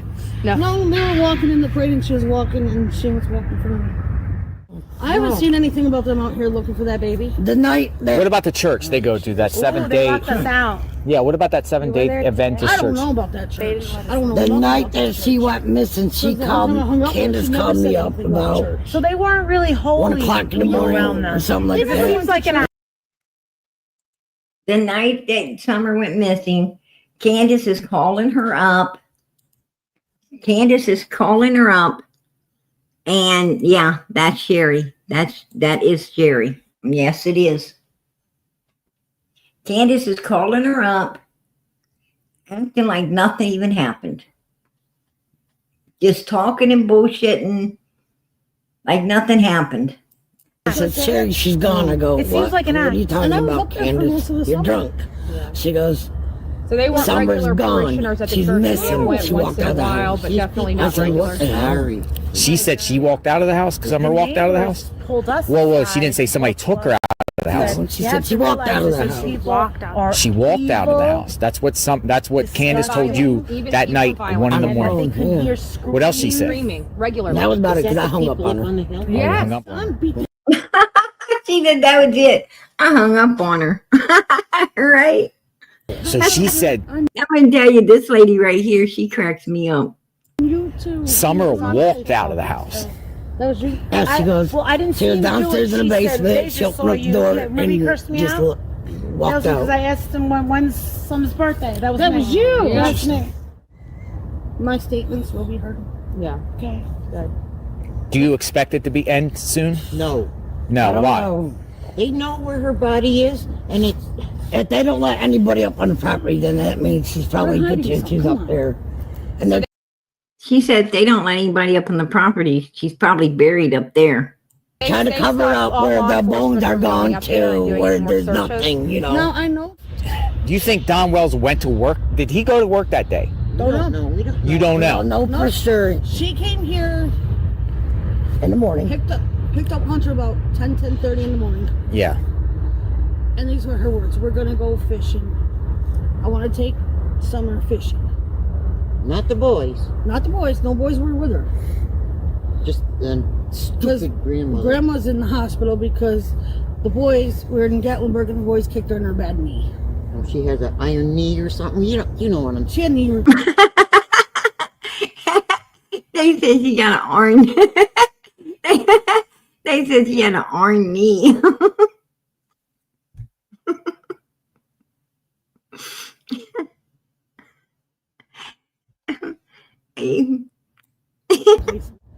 So they dropped Hunter back off here at 2:30. They're parked right in front of that. With this pole Facing this way. facing which way?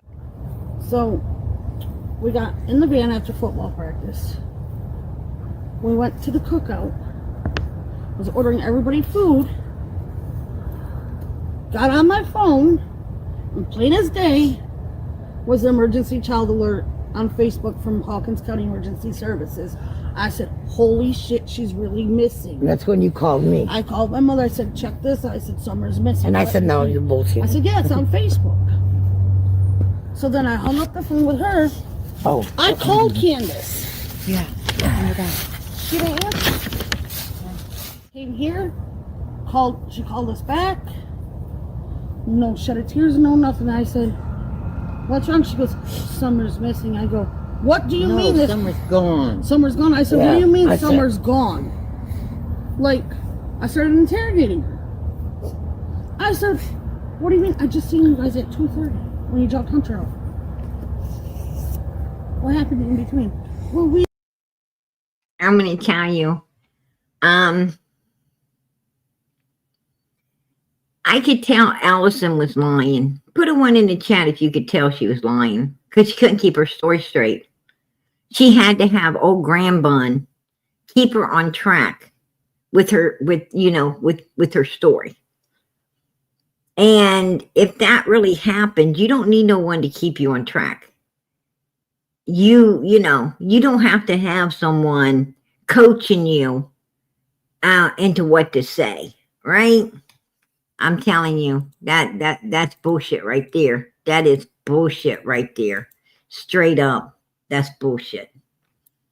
we came home and we planted flowers on the side of the house, and Mom was in her trailer. Summer wanted a piece of candy, so she went into Mom's trailer. Mom gave her a piece of candy.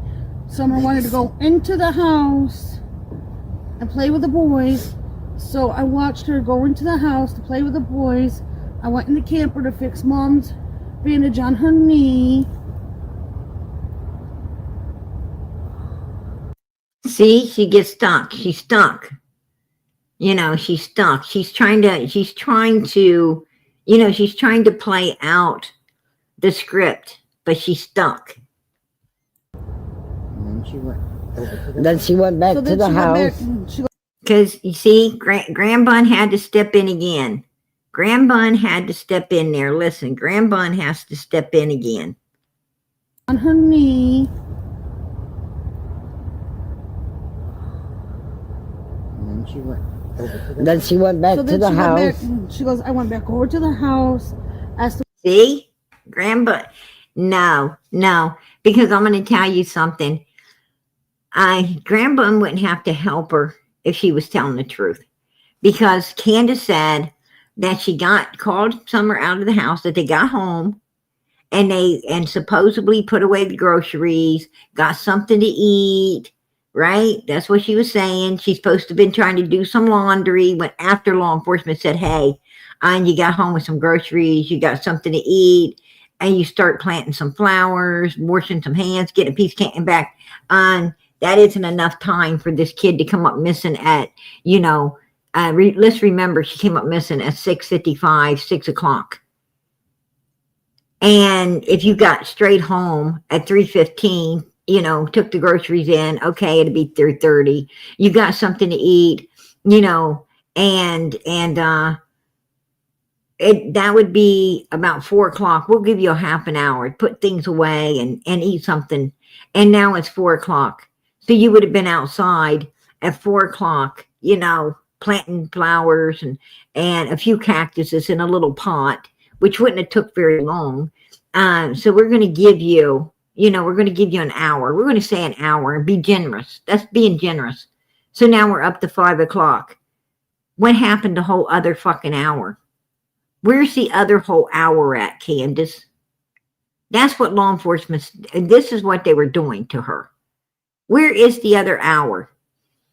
Because clearly there's a whole hour missing, and we need to know what you were doing during that hour.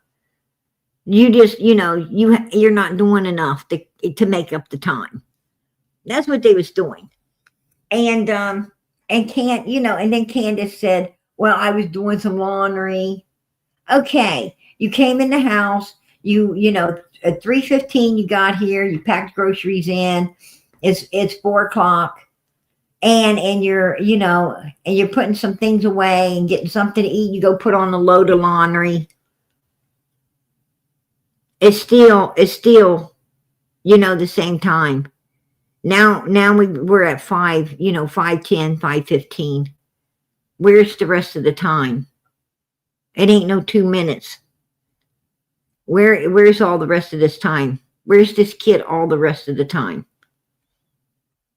And they kept doing that and kept doing that because, the timeline, it wasn't that the timeline was not adding up.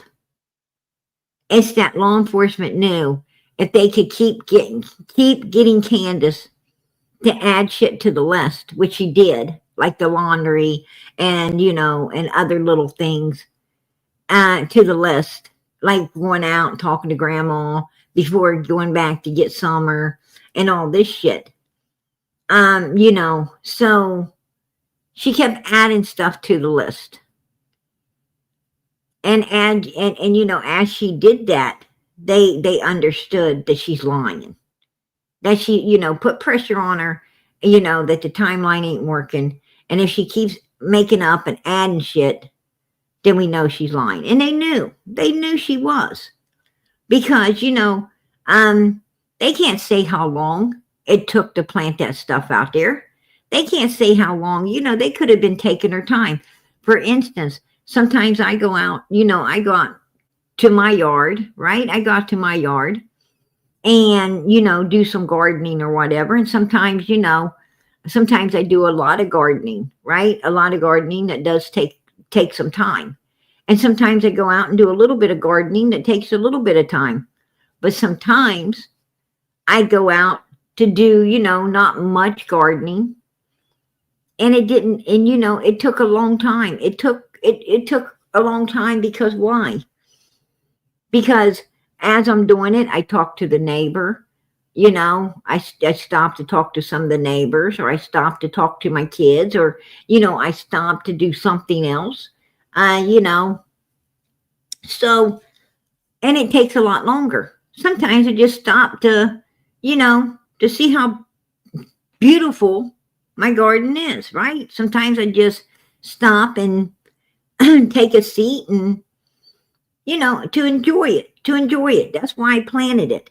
And I don't ever get much time. I don't get much time to just sit there and look at it. I put a lot of hard work into it, but I don't get to just sit there and admire it. Everybody else gets the beauty and not me. So sometimes, I say, hey, I'm going to take a break, sit here for a little bit, and I'm going to enjoy my work, my hard labor.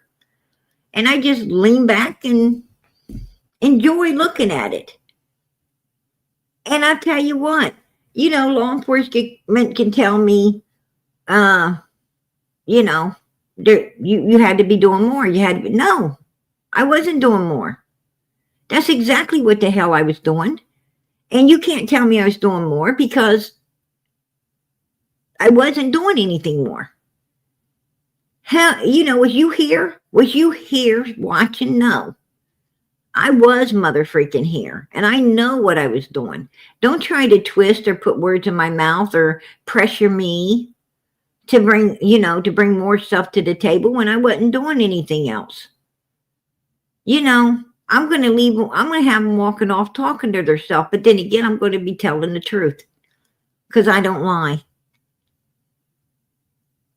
But if I was making up a bunch of different shit, I'm going to tell you right now, even I would know I would be guilty, right? Even I would know. And when law enforcement, deems me as guilty, they would be right. They would be right. Because you ain't going to be adding stuff. You ain't going to be adding stuff to your original story. No way. And I'm going to tell you now, Candace does not have, dementia or or, Alzheimer's or anything after 2:30. I mean, she could sit there. She sat there and told Chris,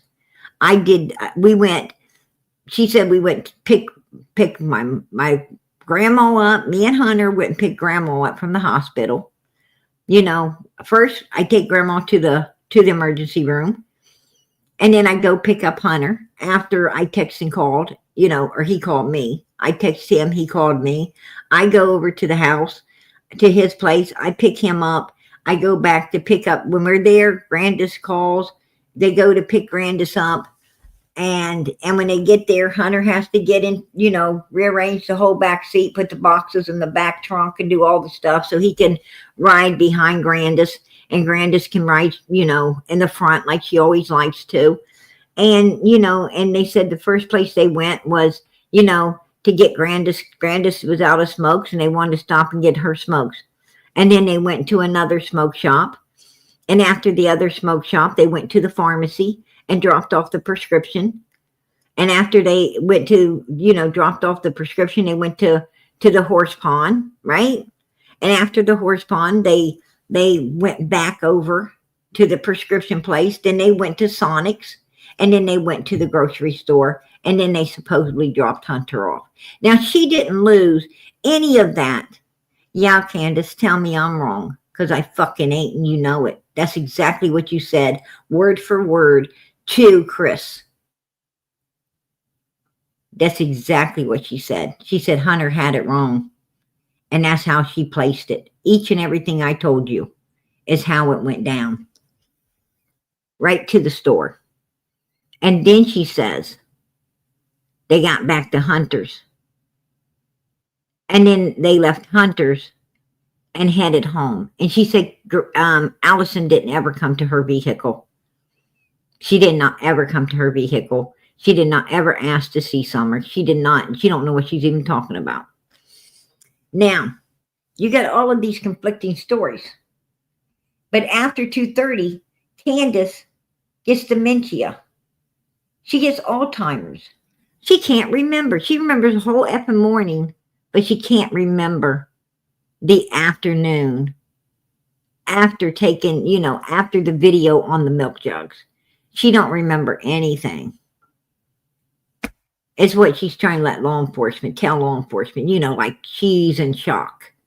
Well, honey, if you was in true shock, you wouldn't remember the whole damn week. You wouldn't have remembered the month. You wouldn't have remembered shit. You wouldn't have been able to hardly remember how to spell your name. Because that's what shock does to you. If you are actually had a really traumatic experience and someone asks you, what's your phone number? You're sitting there just like you're dumb, right? You're giving them that I got to go wash the stupid off my face. And it hits you. It's like, oh my gosh, I don't even know my phone number, right? I can't believe I don't remember my phone number. What's your birthday? And you might not even remember that. Because that's how shock works. That's how it works. You don't forget the afternoon and be able to, tell the whole morning. It's bullshit. It's bullshit.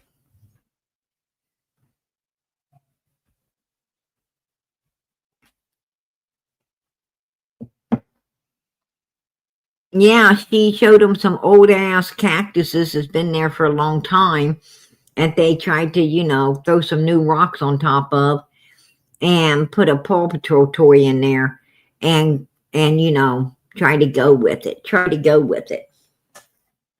And it was all bullshit. It was all, and law enforcement knew it was bullshit. I mean, they ain't pulled no wool over law enforcement's eyes. Law enforcement knows. They know who the guilty parties are in Summer's disappearance. Trust and believe me. And they're 99.9% sure Summer is no longer with us. Trust and believe that too.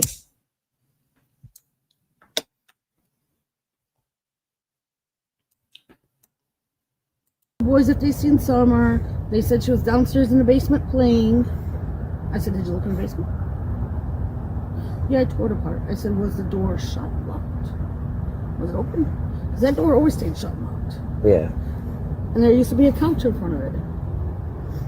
She goes, she's gone. What do you mean she's gone?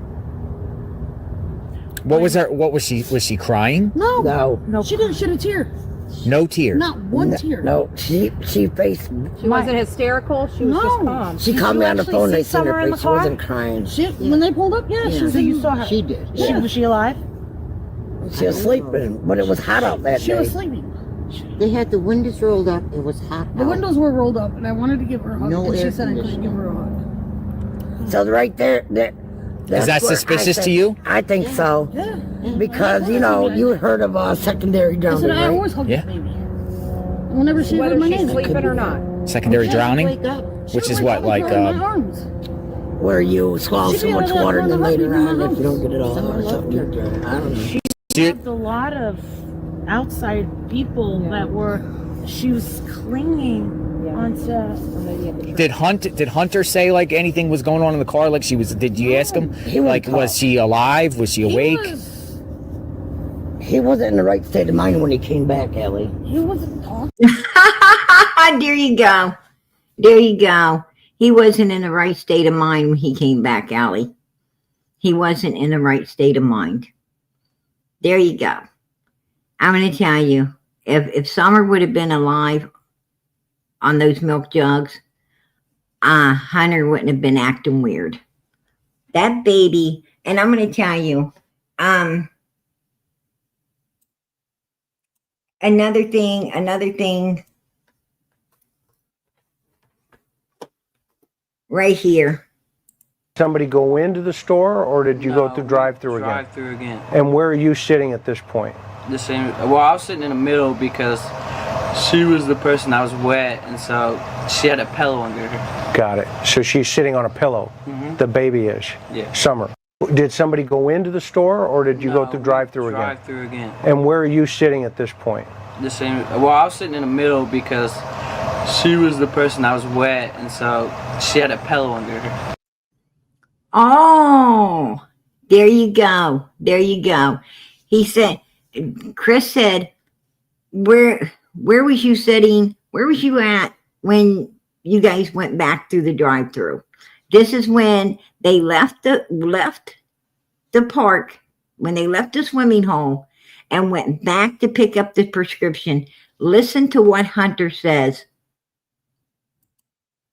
Well, I was sitting in the middle because she was the person that was wet, and so she had a. He was sitting in the middle because Summer was the person who was wet on the pillow. Summer was not in this outfit when they went back to pick up the prescriptions. Summer was not in this outfit when they went through Sonic's. Summer was not in this outfit when they went to the grocery store. Summer was not in this outfit after swimming. She was wet against the driver's side door on a pillow. And if you ask me, she was unalived. She was unalived against that door, soaking wet on the pillow. And when they got to Hunter's house, this child was carried into Allison's home, and she was cleaned up, and she was put into that outfit, propped up on the milk jugs before they left Allison's house.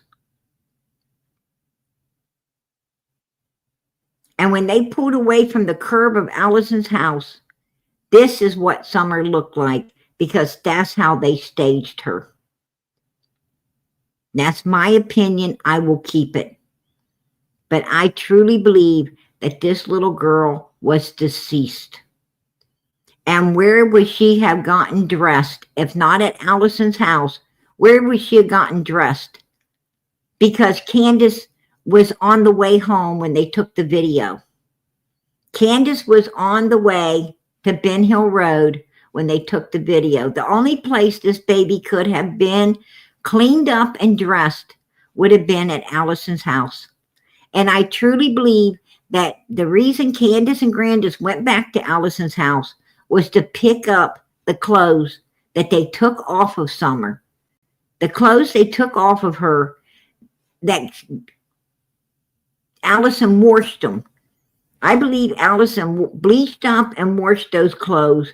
And that's why Candace went back and picked them up so that she would have them in her possession, for law enforcement.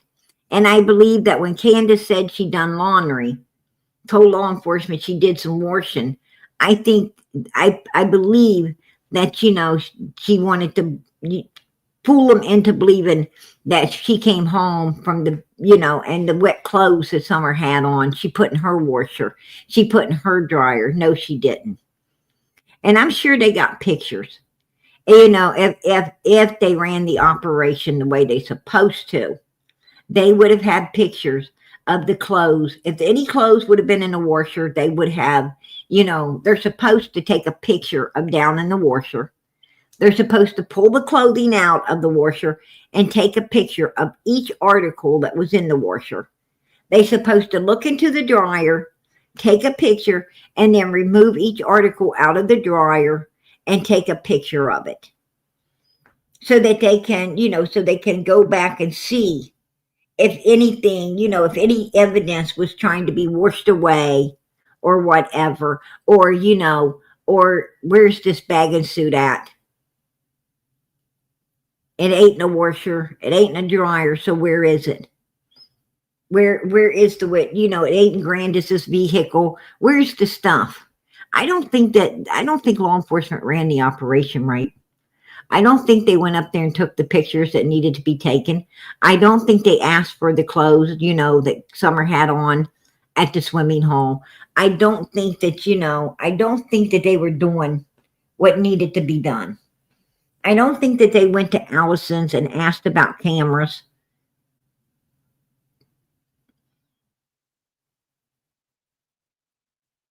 They should have asked, they should have not asked for just Hunter's phone, but they should have asked for Allison's phone as well.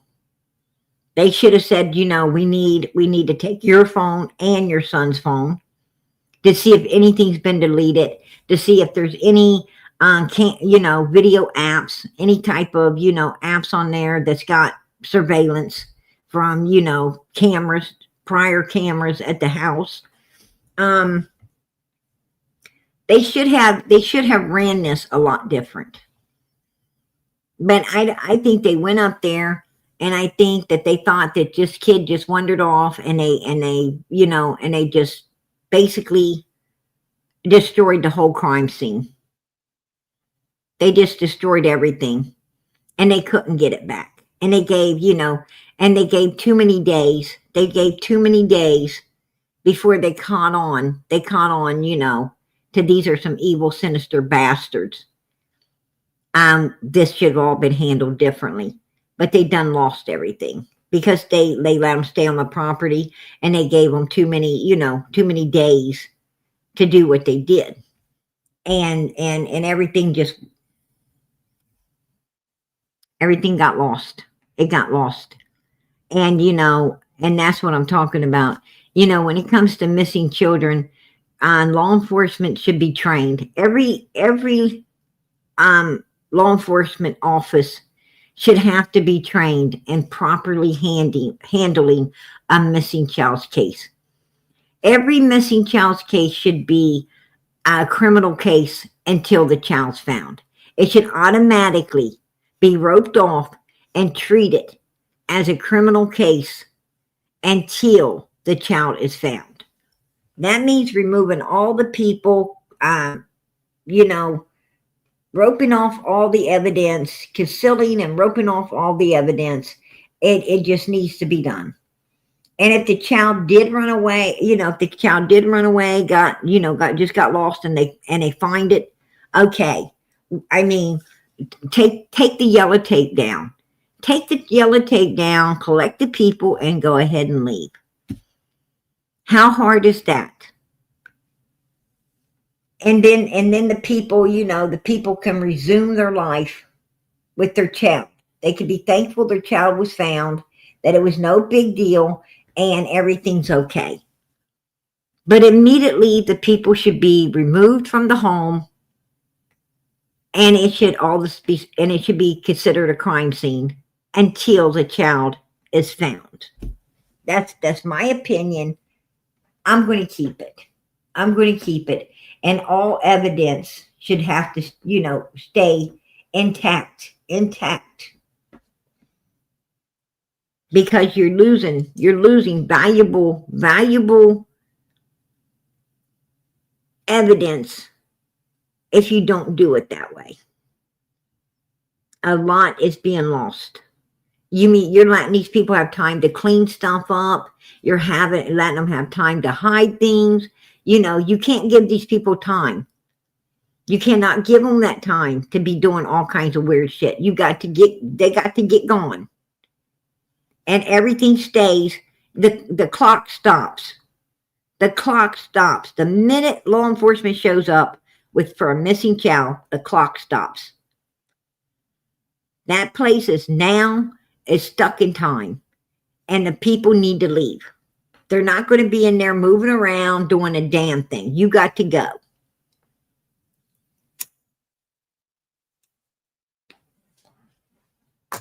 But they don't handle it that way. And that's why a lot of cases don't get solved. But right there, you heard him out of his own mouth. So she's sitting on a pillow. Mm-hmm. The baby is. Yeah. Summer. Did somebody go into the store, or did you go through drive-through again? Drive-through again. And where are you sitting at this point? The same. Well, I was sitting in the middle because she was the person that was wet, and so she had a pillow under her. Got it. Wow. There you go. There you go.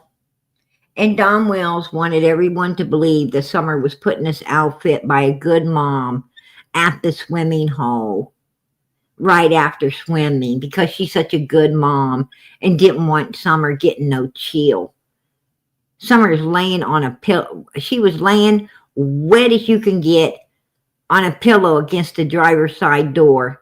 And that's why Ronnie Lawson said, you asked why it took them 4 hours to call us. You asked why it took 4 hours to call us.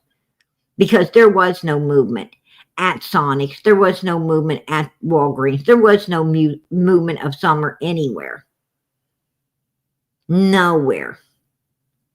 But because she was cleaned up and made up in this, they're pretty sure from what they're seeing that this baby is deceased. But by the picture, you can't tell it. It's not enough. She's not deteriorated enough to say, I got you.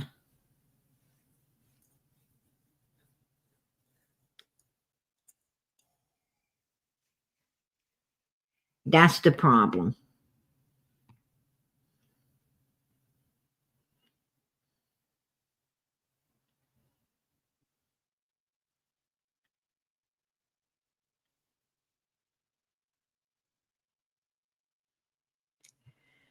I'm going to tell you, TBI has gotten a lot of information. They've gotten tons and tons of information that came in that actually could have been used and very beneficial. A lot of solid stuff. And for some reason, it all got brushed aside. And you got to wonder about that. I always think if Don Wells has got a video of his boss, if he's got a video of his boss that he could sell for $5,000 or did, according to him, they did sell a video of the boss doing some horrible stuff to Summer. And that came out of Don and Candace's mouth. That Don was talking all about it and Candace was laughing her ass off. So, with that being said, if they have that video, how many other videos they have and of who?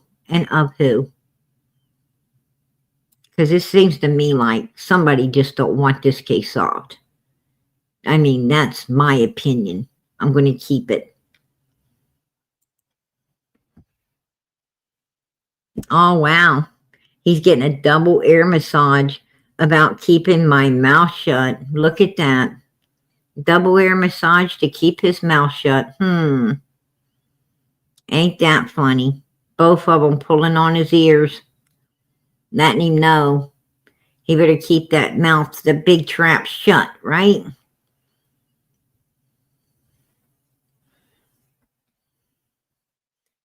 You better listen to me, boy.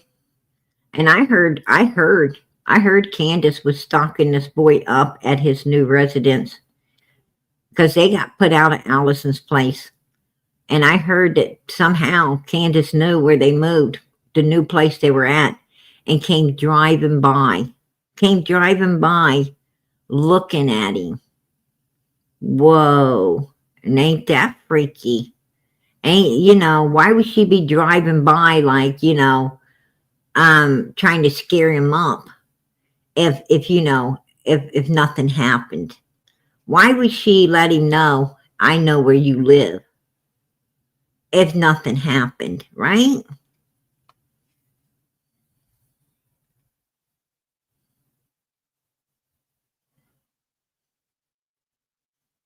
I don't know. I don't know why law enforcement didn't take Hunter in and interrogate him. I think if law enforcement would have took him in and Dawn in and Candace in and Grandis in, if they'd have took all of them into law enforcement, separated them up in different rooms and came in and told Hunter, Candace over there telling some stuff, and if she continues and she's first, well, you're going to prison forever. The first one to talk's the first one to walk, and she's over there really running her mouth to some other detectives, from what we're hearing. I think he would have told. I think he'd have broke down, and I think he would have told. That's my opinion.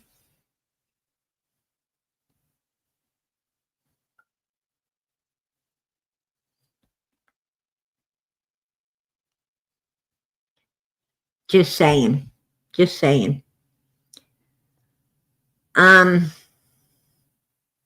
Also, I wanted to bring some attention here.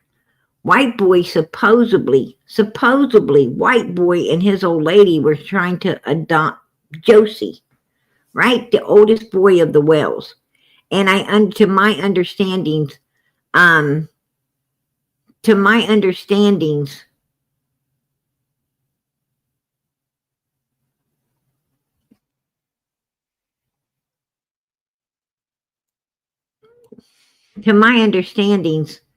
I'm sorry, you guys. Something else has got my attention.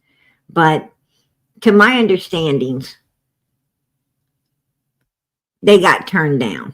They was turned completely down, right? No, I'm not kidding, Anna. I am not kidding.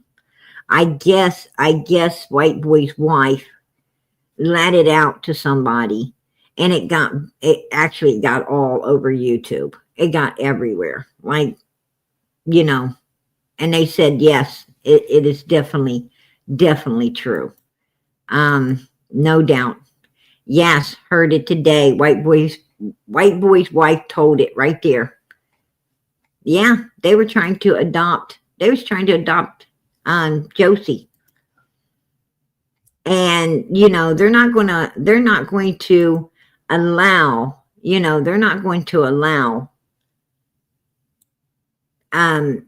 them to adopt anything, because white boy's a felon, right? He's a felon. They ain't going to hand a felon a child. That's insane, right? This guy's been in prison more times than he's been in prison more times than he's ever worked a job. So he spent more days in jail than he spent actually on a job. So they're not going to give him a kid. Hell no. I mean, in order to take a child into your home, you have got to have an impeccable record. I mean, you got to have a really good background. Like, clean back to when you were born background. Or they ain't going to let you bring a kid into your home. You got to have a nice home. You got to have a clean home. You got to have plenty of food. You got to be able to show that you can, that you can afford to take care of this child, keep this child, and do all the right things for that child. Or you're not going to get that child. It's just the way it is.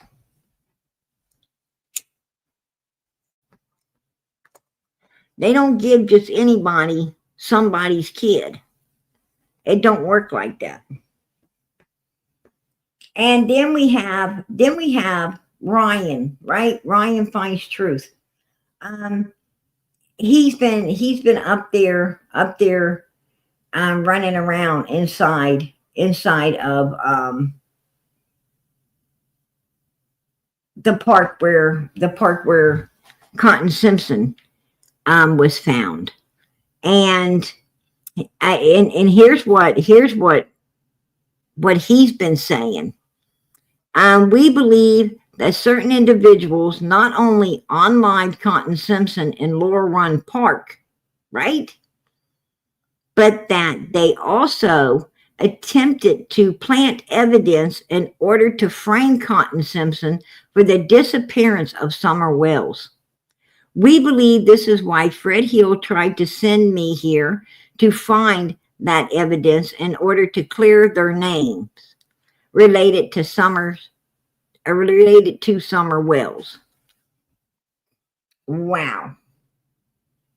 And I'm going to tell you, I don't like,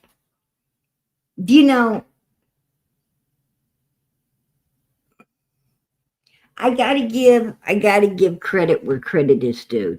It doesn't matter. It doesn't matter, your beef out here with certain creators. Sometimes you got to set that aside, and you've got to give credit where credit's due. But I'm going to tell you what. I think Ryan might be right. I think he might be right about Fred and Marvin chasing Cotton. I don't think he's right about the evidence, because I think Summer is over there in that grave. I think Summer is in a black tote down in that grave, Morrison Cemetery. That's my opinion. I'm going to keep it. I think that's exactly where she's at. I think that Cotton was calling that black tote a box. I think that, I think what he saw was, I think that, when Candace went down there to meet up with, when she went down there to meet up with Fred and Laura and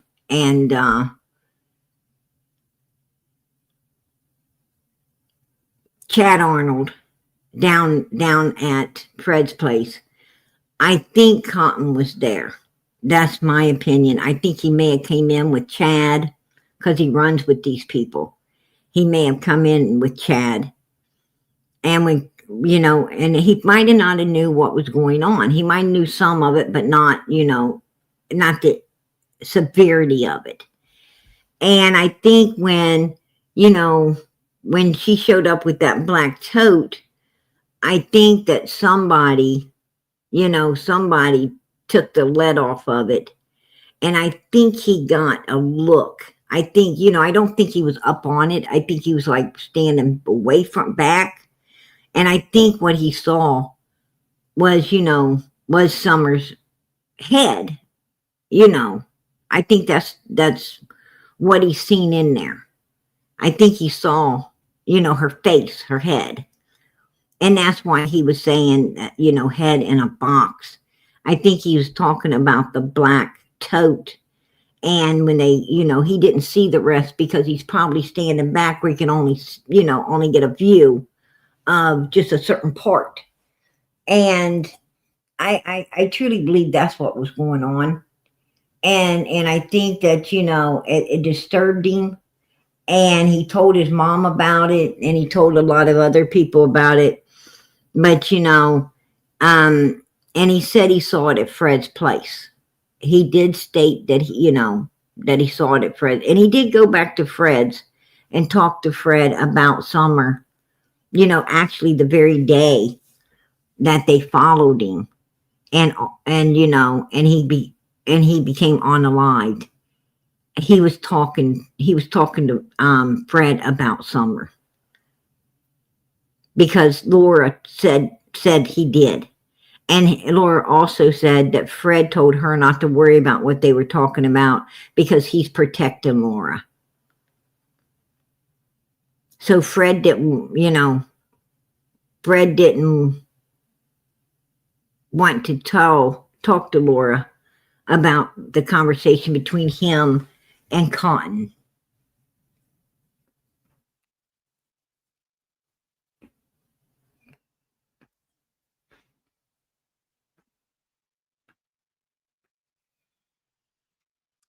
Cotton had a very large sum of money on him, yes. And yes, it was gone. Yes, that's true. I don't know if it was $5,000, but I knew it was a very, very large sum of money. A very large sum. Basically Cotton had like $18,000 in the bank that had, you know, that had been banked up in his bank. He had a lot of money, and he had drawn a very considerable amount out. The very day that he, you know, went to Fred's and then ended up unalived, found the next morning. Yeah. But I got to give credit where it's due. You know, I have to agree with Ryan that they probably did chase him. And they probably, you know, because Cotton knew that place like the back of his hands. He's been running that place since he was, you know, just a little boy. He was there all the time.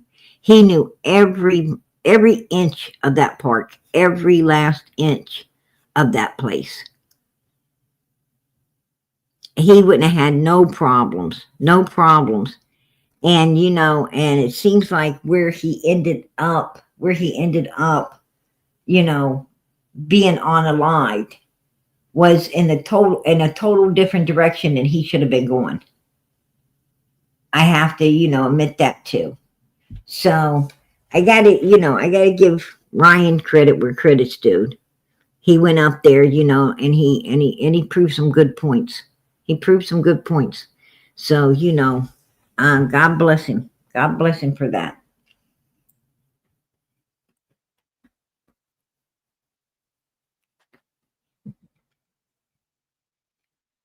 Now, did Don Wells, Don Wells is, and Candace both, they're adamantly saying, we don't know Cotton Simpson. We don't know this guy. We ain't never seen this guy. We know nothing about this guy.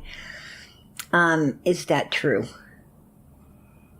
Well, I do know that Cotton, the last time I spoke to him, he was talking about being up at 110 the day Summer went missing.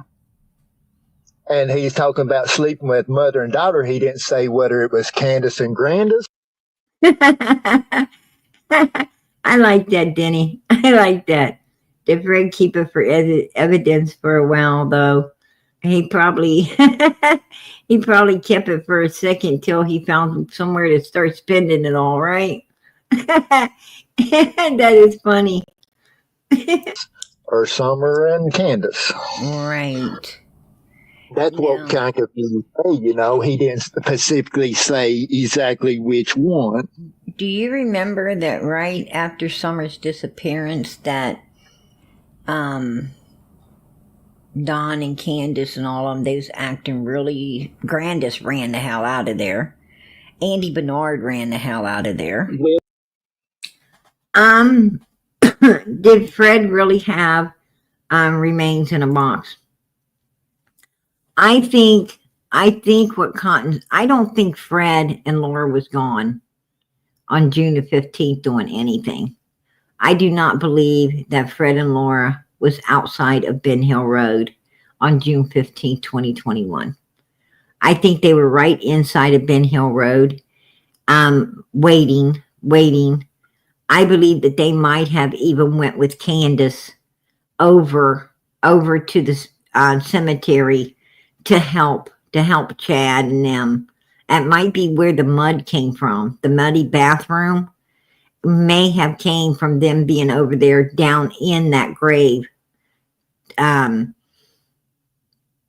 Morrison grave, Timothy Morrison's grave site. They might have been down in there helping to, to move the dirt around and put that tote farther down in, and cover it up. That would be a muddy job. That would be a very muddy job. And it sounds to me like, it's very possible that, and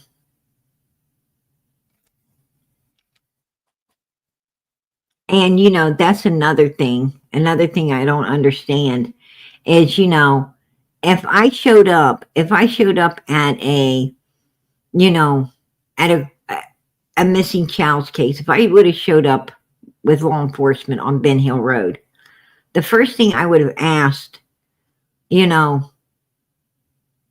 first thing I would ask is for Candace and Candace both to hold out their hands, and let me take pictures. I would want pictures of their hands.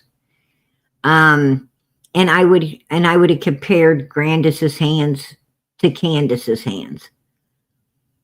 And if Candace's hands were not, no dirt underneath them, but there's plenty of dirt under Candace's, I would have been looking for a burial spot somewhere. Because that clearly tells me that they were not, all of them was not planning nothing.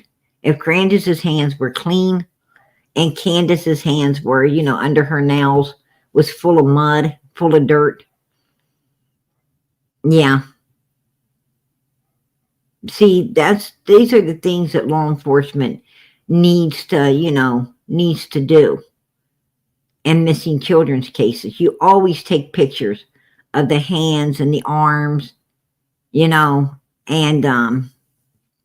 the reason you do that, is for bite marks, scratches, a little child's scratches, any little child's bite marks.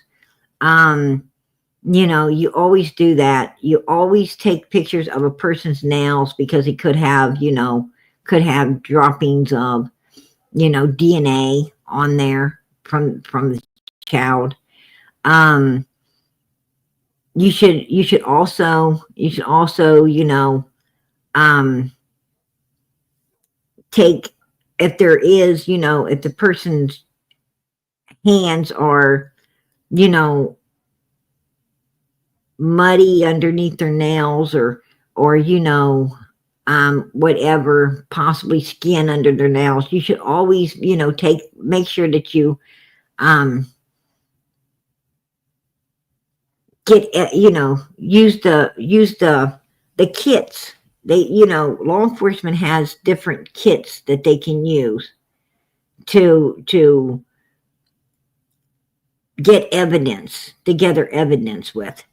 And they should pull that out, and get underneath the, they should always, I would have took them downtown.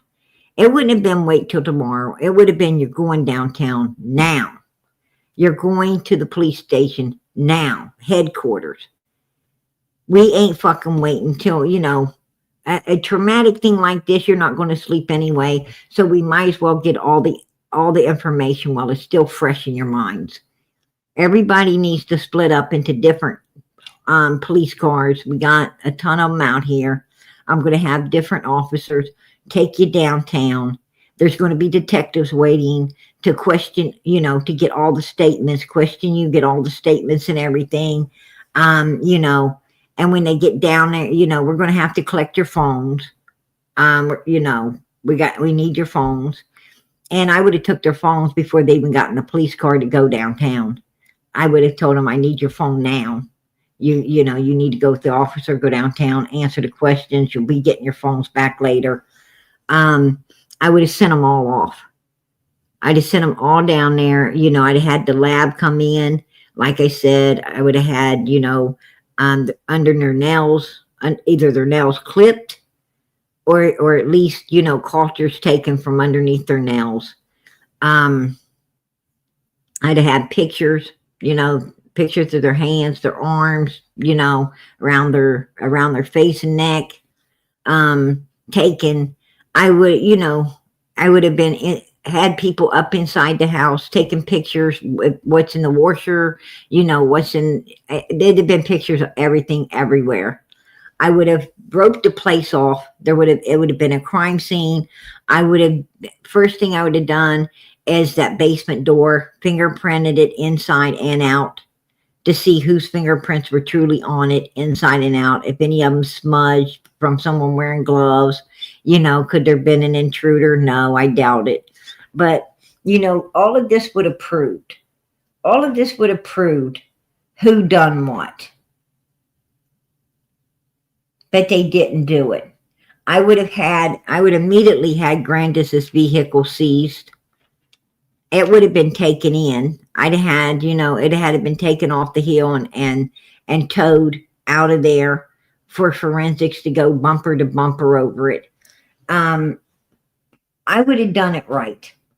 Because I want to know, you know, what the hell happened to this child. And if they didn't want to release the vehicle or release, you know, the stuff to us, then I would have went through the court and got, you know, went through the proper channels to seize everything that I wanted. That's just how it is.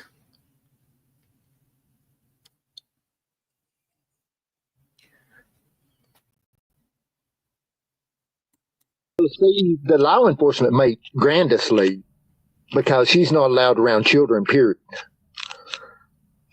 Well, I do know that. There was no children. They took the boys and Summer was missing. There was no children. Yeah, Summer, you know, Grandis's ass stayed up there all the way up till after the boys were took. She stayed there all the way till they removed the boys. And then she got the hell out of there. The minute that Child Protective Services came in, took all of them boys, Grandis packed it up and was off and gone.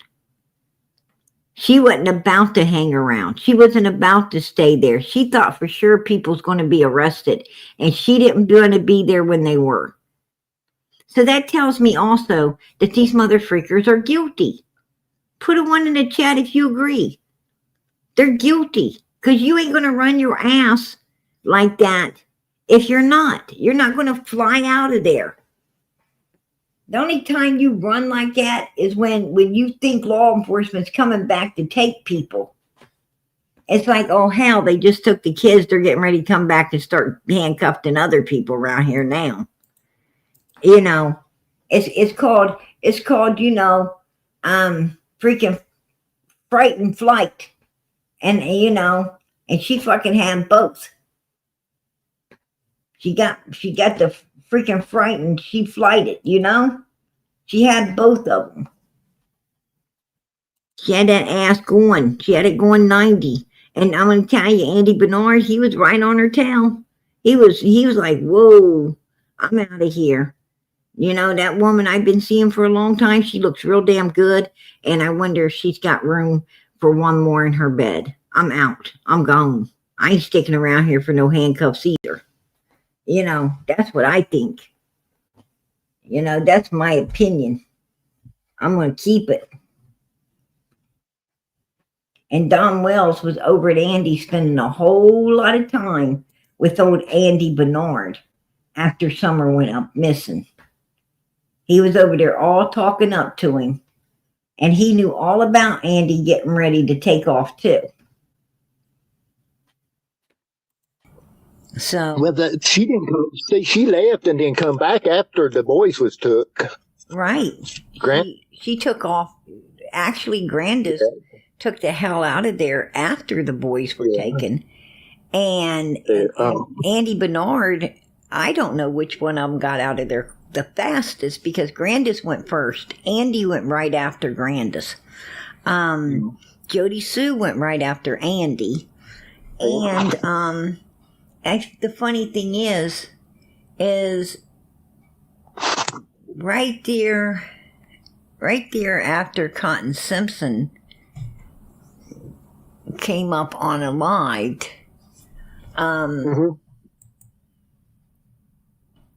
Cotton Simpson had quite a bit of money on him. He had just barely done. Was he at your house the day? Yeah. He was there the day before. The day before he ended up dead, or the very day? The day before. He was at your home. Yeah. But he wasn't. The evening before. He wasn't. Not the day that they found him. No, I didn't know nothing about they even finding him. And Marvin Simpson had told me that they had found him. That he told me that Betty Jo Simpson had called him and told him that they had found cotton and stuff, and that he had a big gash in his back of his head and stuff. That's why they give me a polygraph, because they hadn't released that he had a gash in the back of his head. And the only reason I knew is because she had told Marvin, and Marvin had told me.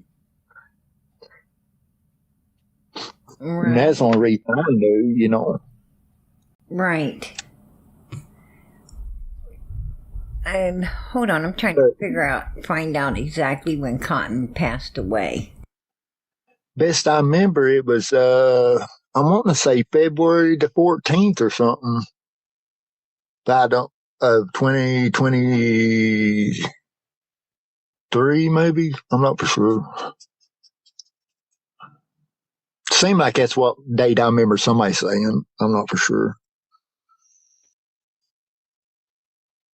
How could you forget it? It was Valentine's Day, Fred. February the 14th.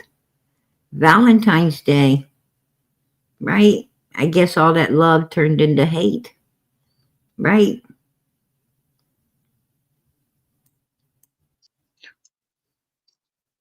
February the 14th, 2023. Exactly. But see, Cotton used to work at Warriors Path up there as a maintenance before, a few years before Summer went missing and stuff. And he came out on disability. Yeah. And he was getting quite a bit of money. He had been in jail for 6 months. And that money had piled up in his bank account, which would have come to around $18,000.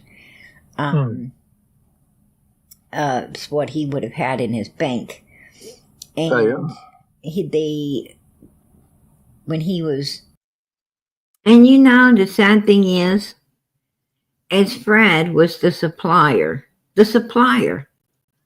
of what Cotton liked, right? Fred supplied. And more than likely, Fred would have probably ended up with all the thousands of dollars that Cotton had saved up. He'd end up with it anyway, because that's where Cotton was coming. That's where he liked to go. That's where he liked to party. And Fred, you know, Fred didn't have to off Cotton for his money, because Cotton would have eventually spent it there anyway.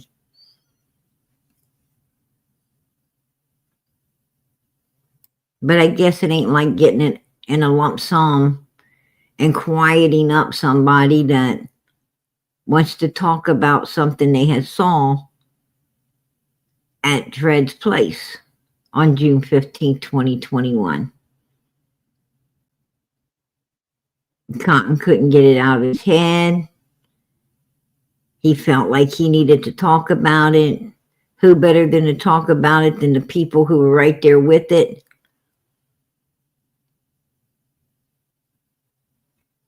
But when you talk about stuff like that, the people right there with it get nervous, get worried, get untrusting with you. And you got to go. You got to go. That's how it works. That's how it works.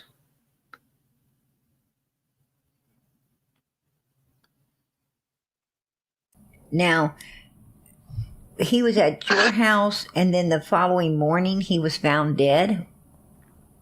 The next day, sometime the next day, I don't know what time. He was found dead. Okay. Hikers, they said some hikers had found him or something. Right, the next morning.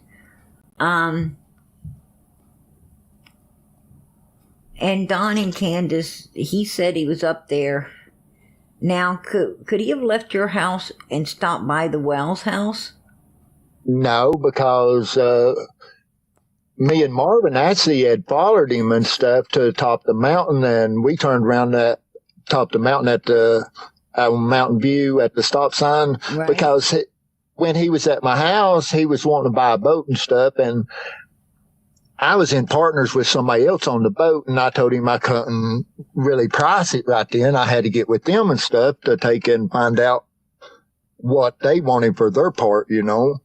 Right. And then he got to talking about he was worried about having money and stuff on him. And I don't know why he was talking about worried about getting robbed or whatever. But me and Marvin actually followed him we was trying to make sure he made it home or whatever. But once he got to the top of the mountain, instead of turning left to go to his house, he turns right and goes towards Betty Joe's. Because Betty Joe lives on that same, right past where the cemetery and stuff, where they found his vehicle. Right. And I thought, well, maybe he's going over there or something to hang out, you know, because he does go over there and hang out with them a lot. Right. So you didn't follow him no further. You guys just went back to the house. Yeah. And the next morning he was found over there dead. Yeah, I didn't find out till like 4 o'clock or something the next day. I think it was around 4 o'clock that Marvin had come and had mentioned it.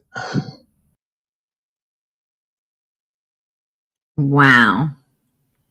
And you heard him say that Cotton was there the evening before. He said he was there the evening before.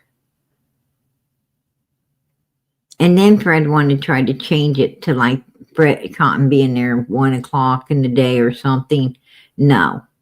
He clearly said he was there the evening before. They followed this poor man that evening, or else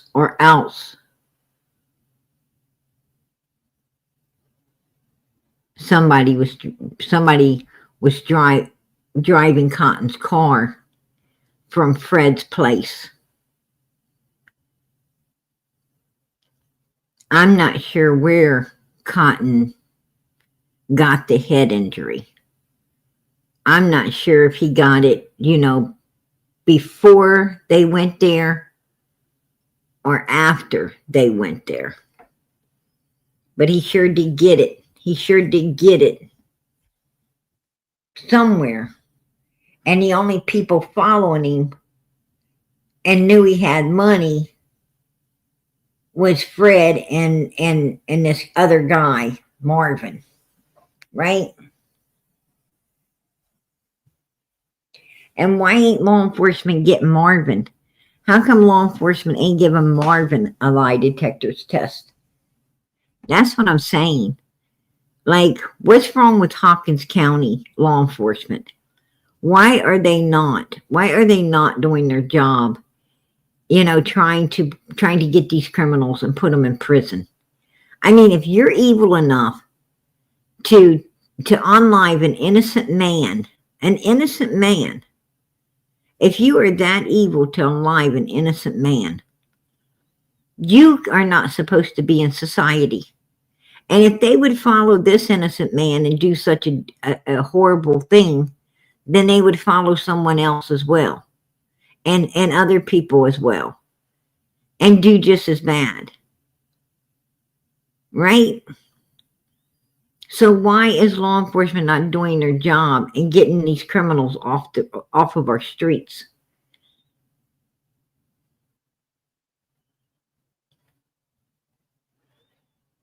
You know, I don't know. We don't know. We don't know how much he suffered.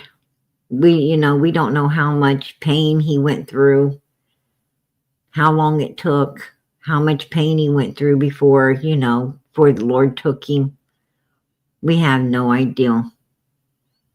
We don't know if he went peacefully, quickly, or we don't know if he laid there praying for someone to find him, praying for someone to save him, or maybe praying for the Lord to just take him because he couldn't handle no more the pain that his body was going through.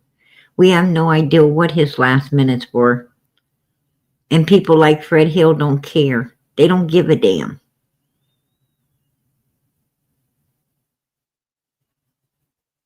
Nobody cares.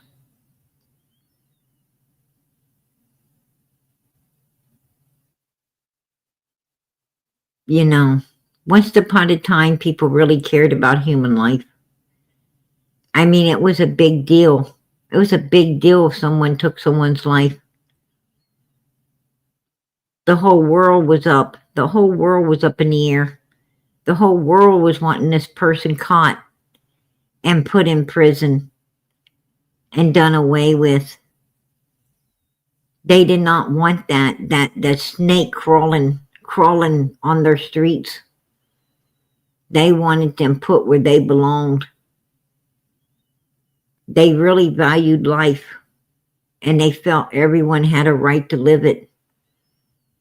But not today. Not today. These people feel like, as long as it ain't their life that gets took, they're glad. As long as it ain't me, I don't care. As long as it ain't someone I love, someone I care about, I don't care.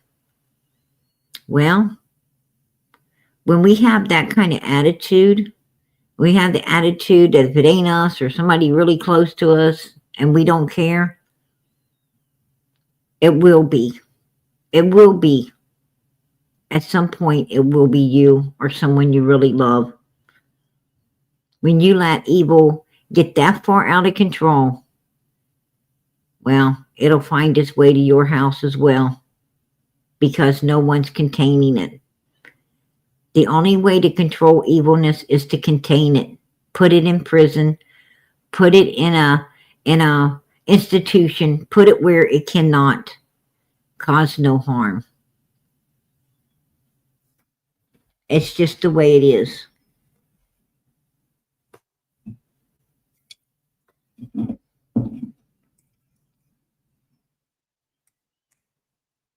They say it takes a whole village to raise a child. Well, where is that whole village? Where is that whole village when someone destroys that child? Where is that whole village when someone comes along and steals the life away from a child that it took so many people to raise? Where is it?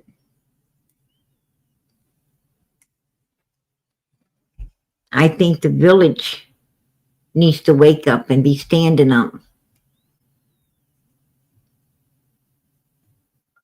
When you take another human away from this earth that shouldn't have been took, that had plenty of time still left on this earth, I don't care. I don't care. People who are Cotton's age, which I don't know what his age was to be exact, but whatever his age was, he looks like an older man. But I'm going to tell you, people who are 60 live to be 80, and people who are 80 live to be 100, and some people 100 live to be 110.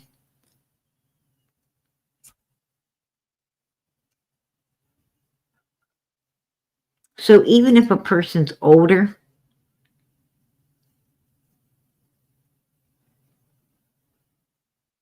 they still could have plenty of life if an evil person wouldn't have came along and destroyed it.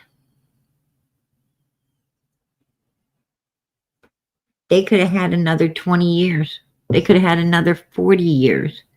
They could have had another 50 years for all we know. that 50, 60, 70-year-old person could have actually outlived us. Right? Just because you think you're young doesn't mean nothing.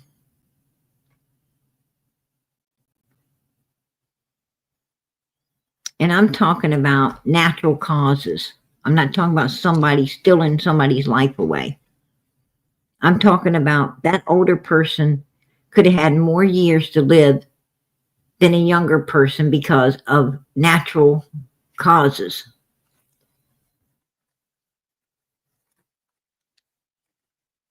But life ain't valued anymore. Oh, they're old. They'd have been going anyway.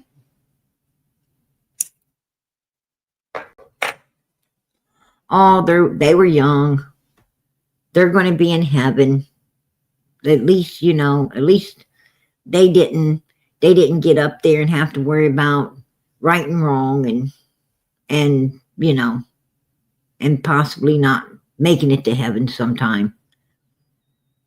I don't see it that way. How I see it is little Summer, little Quentin, Sebastian Rogers, Michael Vaughn, the West Boys, the little Boswell girl. How I see it is every one of these children had a right to live. They had a right to grow up. They had a right to enjoy life and to thank God for all the years that God gave them. They had a right to grow old.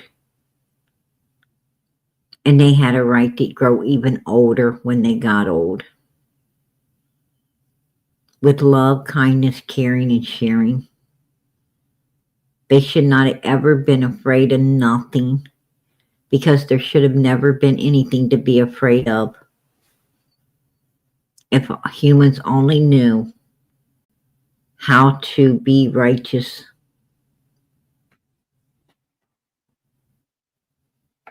how to spread more love, kindness, caring, and sharing, and stop the damn hate, stop the violence, stop feeling like you got a right to use and abuse and hurt other human beings in this world.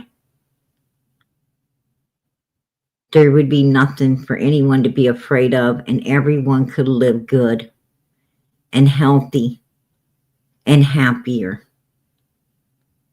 And they would be a lot more of everything on this earth if people could do that. Because when people ain't scared, they're not afraid, and they're really living a good life, they open their doors and they share with everyone. Their hands are open.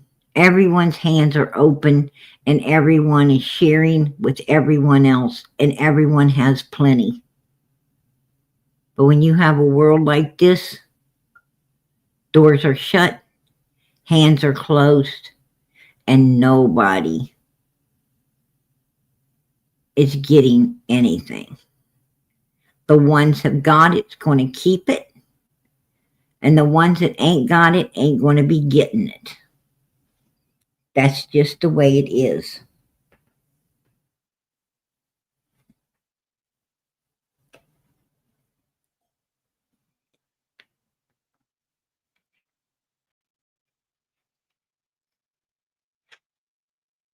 And I'm going to tell you, it was very, very disheartening to watch Charlie Kirk. It was very hard to watch that man get unlived by a hateful, evil human being that wanted to silence someone else just for their opinion. just for their opinion.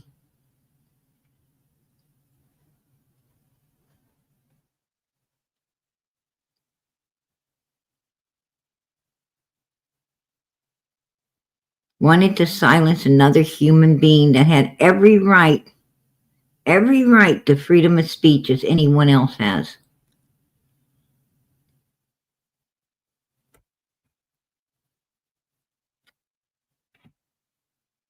That was a hard one. That was a hard one.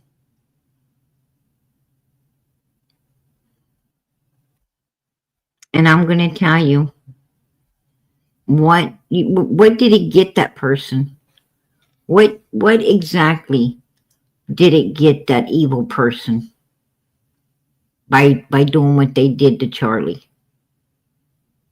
What did it get them? 5 minutes of fame? 5 minutes of fame by a lot of other evil human beings in this world that want to control everything when they need to just be controlling their own damn life? Because I'm sure if they controlled their own damn life, they would be busy all the time.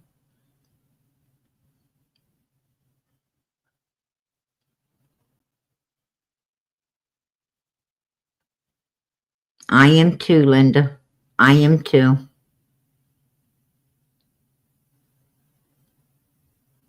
But what did it get him? Because I'm going to tell you what. He's in prison now.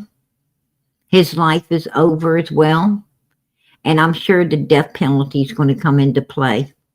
I am sure that it's going to be what everybody's seeking. Everyone will be seeking that particular justice.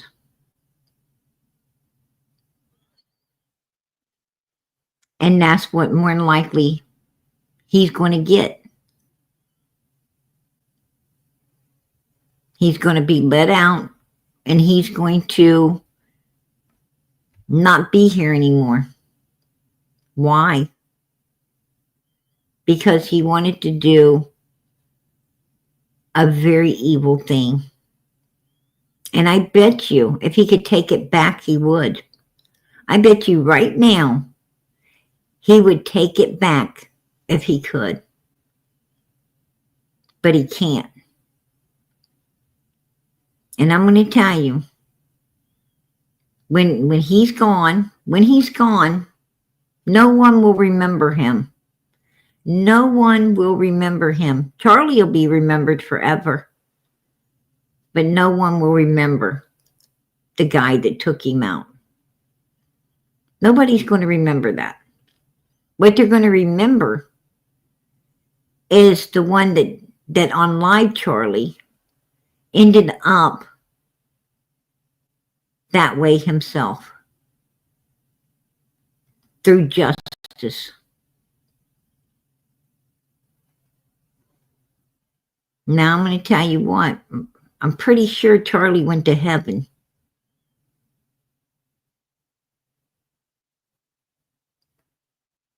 And I hope this person that did this to him finds God real quick. Because I'm going to tell you what, hell is hot and it is for eternity. And even if you don't want to take back what you did evil on this earth, you'll sure want to take it back when you get put in hell. You'll definitely want to take it back then. When you figure out that, you know what, you ain't ever getting out of this one,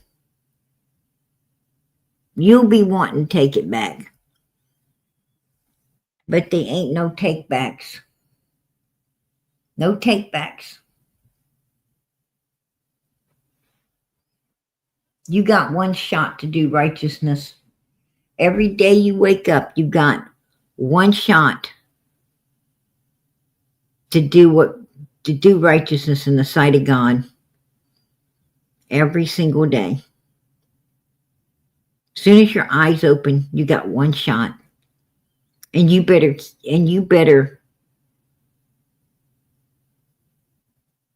take that shot and do what's right. And you better reload while you're sleeping. And when every day you get up, you better take that shot of righteousness again. Because that's what this life's about. It's all it's about. I'm going to tell you, everything you do is in vain, except what you do for God and Jesus Christ. What you do in kindness, caring, and love. Everything else is in vain. Everything else don't mean a damn thing. The only thing you're going to be able to take with you is how you lived on this earth. How you did other people while you were here. That's all you're taking with you, and that's what you're going to be judged upon. And that is going to determine if you live forever in one place or the other. And then you're going to figure out that's all this life was about. And you're going to wish, if you don't get to the good place, you're going to sure wish you would have got up every day and stayed on your knees and just prayed.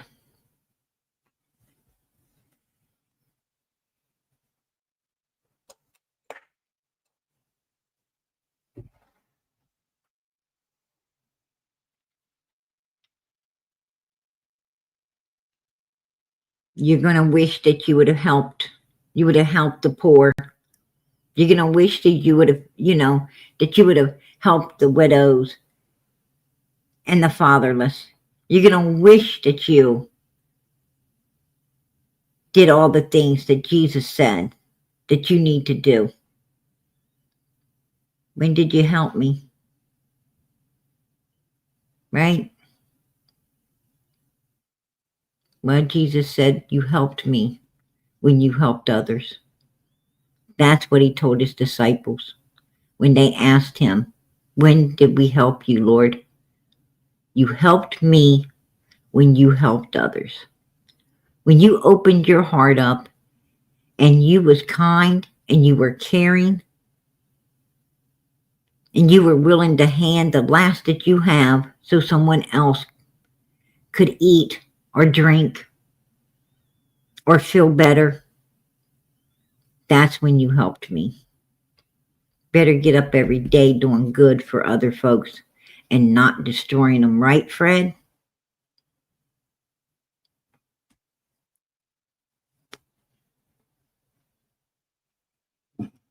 Cotton didn't deserve what he got. Summer didn't deserve what she got. Her 3 brothers certainly didn't deserve what they got either.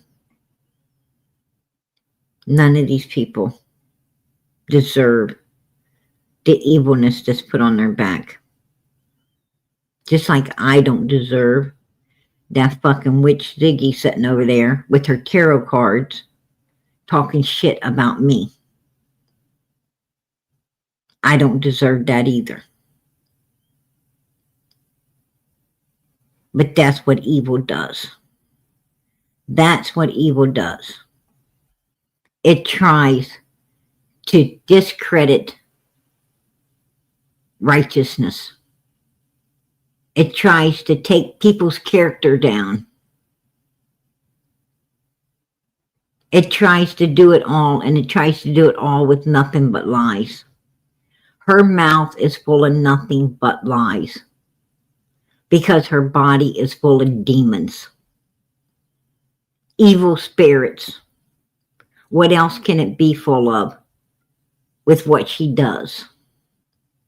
Nothing. And I wouldn't expect anything else to come out of her than a bunch of bullshit that's coming out now. Just saying. But what can you do? I tell you what you can do. You can let go and let God. That's what you can do. And that's what I do every single day. I let go and I let God.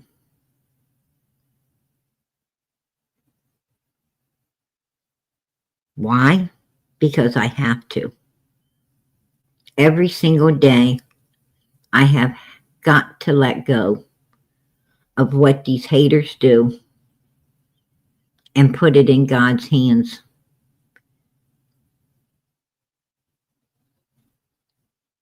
And then you got to do that for yourself.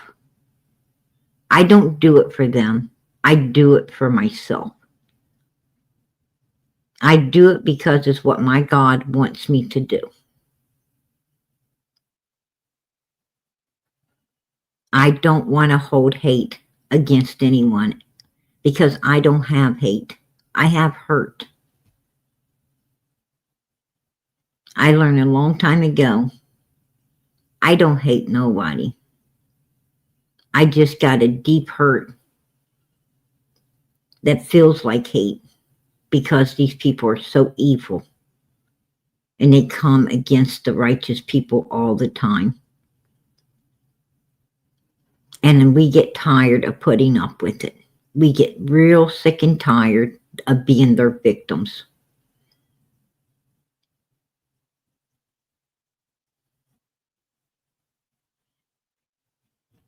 We get real sick and tired of seeing other people be their victims. We just get real sick and tired, period, of how evil this world is.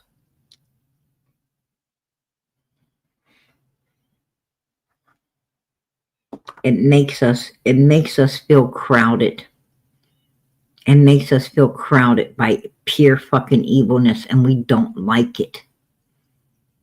Because it seems to be everywhere. You don't even have to look for it. It'll find you. Because that's what it does. It crawls around like a snake, seeking out whoever it can.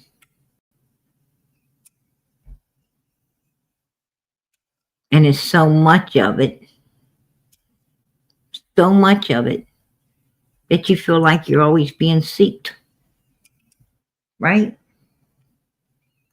Put a 1 in the chat if you feel like evil singles you out. You're having a great day, and then the next thing you know, some a-hole calls you on the phone.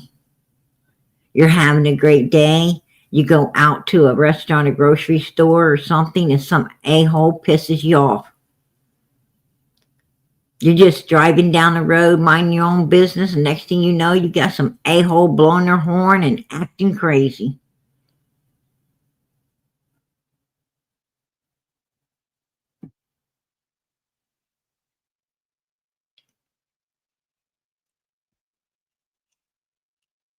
You ain't doing nothing at all. And some a-hole knocks at your door or calls you or whatever, and the a-hole's even related to you. They're even related to you. But they evil as hell. And they ain't looking to do nothing but seeking out to use and abuse you for something. And if they don't get it, they get pissed off. Like you're their fucking AMT machine. Or their restaurant. Or whatever they need. You should supply it.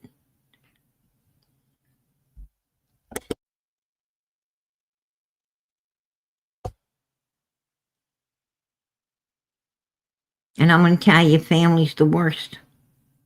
Family's the worst. Summer would know that, wouldn't she? Her 3 brothers would know that, wouldn't they?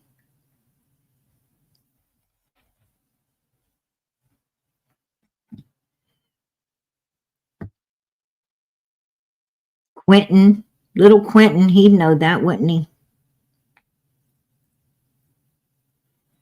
The little Boswell girl, she'd know that, wouldn't she?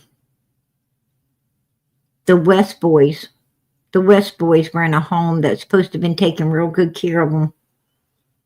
Supposed to be their new family. I guess the West boy would know too, wouldn't they?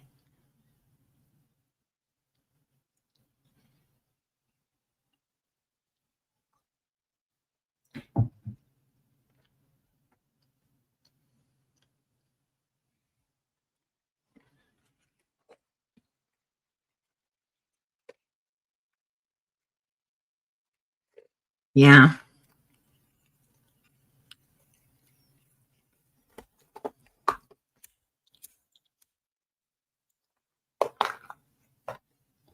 Shitty ass world we live in, right?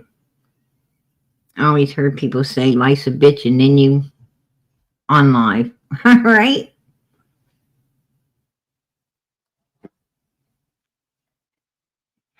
Somehow that statement made a lot of sense. But it ain't supposed to be like that, you guys. And it's sad. It's hard for me to sit up here. It's hard for PG to sit up here and look at faces like Cottons. It's hard for me to sit up here and look at faces, you know, of people who, because I've talked to his family.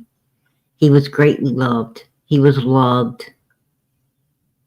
He had ex-wives who still loved him, who still cared about him, who are still fighting for justice for him. And they were ex-wives. If you got an ex-wife that still cares that much about you, you must have been doing something right.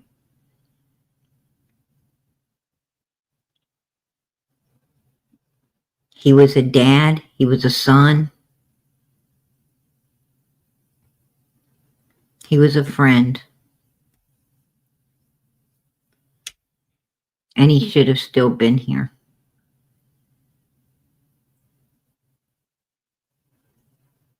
Looking at these little kids and thinking about what they could have been in the future.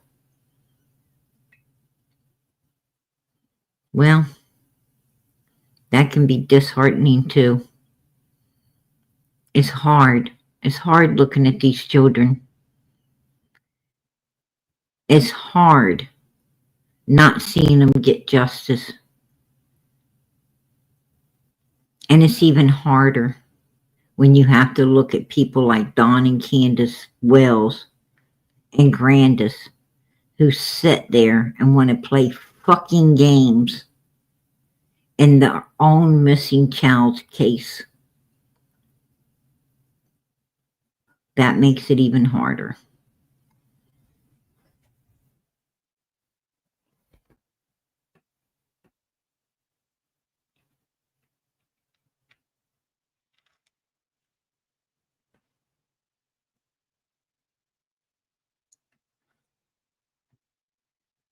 But I'm going to tell you,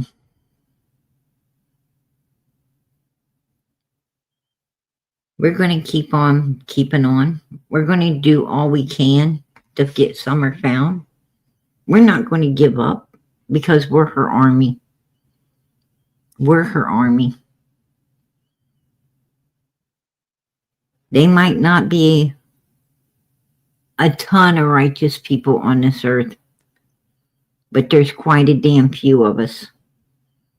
And we're going to stand together and we're going to do what it takes to help these kids get found, help them get justice, and help everyone else get closure. We ain't giving up. We ain't giving up. We're going to keep going out of here every single night. We're going to keep going out of here with the love going up for these kids.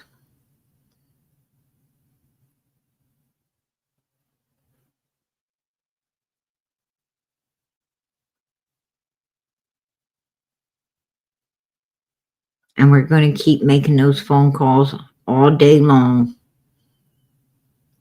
to get all we can get done on their behalves.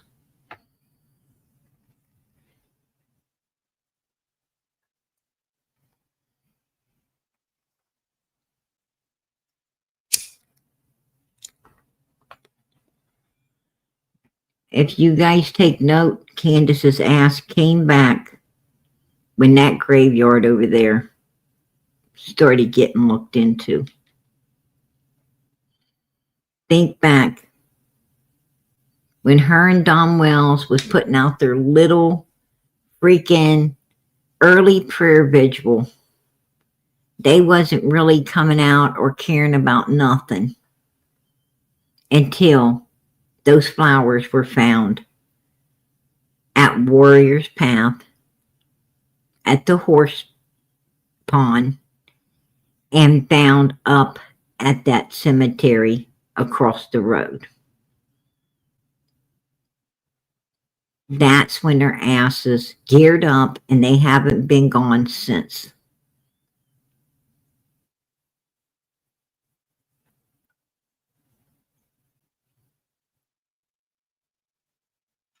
Candace has been full steam ahead. Andy Bernard's been full steam ahead. Even Fred Hill has been full steam ahead.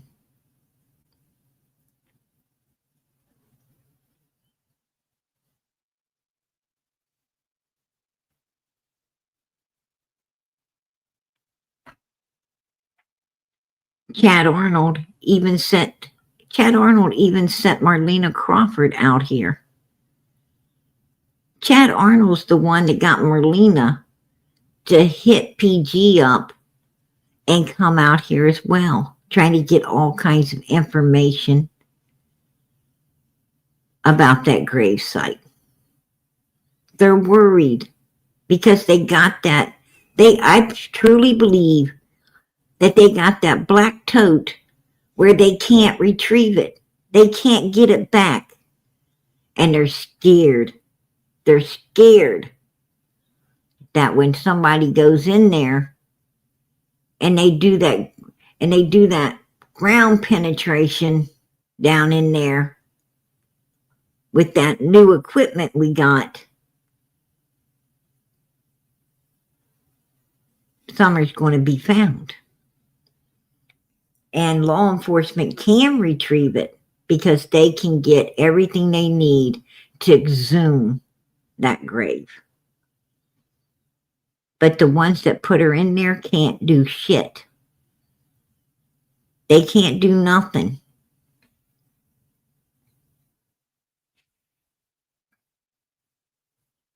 They know they messed up. They know they messed up if that gravesite gets checked into. They totally and utterly fucked up. But you know, who do they need to thank? Who do they need to thank? They need to thank Andy Bernard and Jodie Sue. Well, not really Jodie Sue, because she talked about it in Discord, where there wasn't a lot of people and it didn't get a lot of attention. So, you know, that kind of went over everybody's head, and nobody really paid attention to it. But when Andy thought he could bring it out and it be forgotten, well, it got grabbed onto, checked into, reported, and now it's a real thing. So they can thank him if she's found down in there. It was the perfect crime that went fucking wrong. Right? That's what it was. That's what, you know, one mouth, that's all it takes. And when you got a lot of mouths surrounding something, one of them's going to talk. One of them's going to give it up. One of them's going to get everybody caught.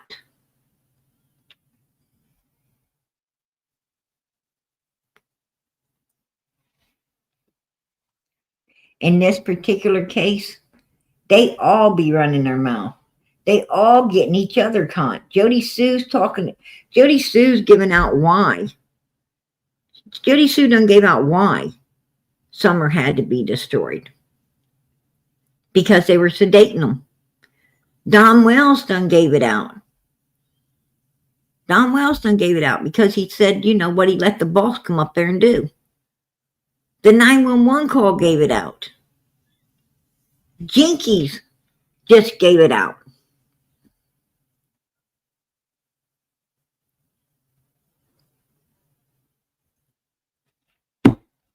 How many times you got to give it out?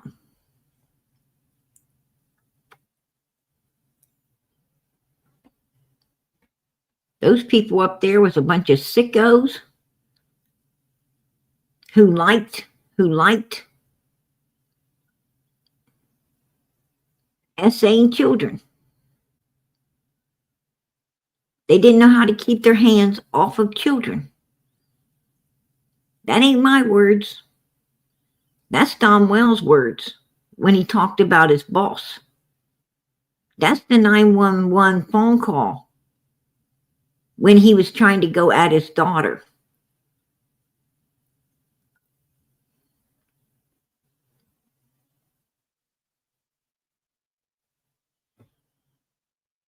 That's Jodie Sue's mouth saying, go ask Candace what Andy was supplying to sedate these little girls so they could be touched. None of this is PG. This is all out of the horses' mouths.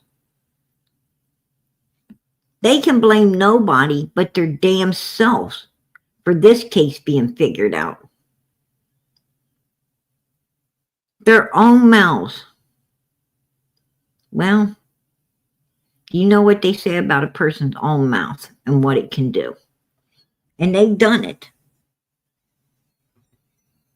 I just hope law enforcement's listening, and I hope law enforcement does what it takes to find this little girl and start putting the handcuffs on these people and getting them out of our society.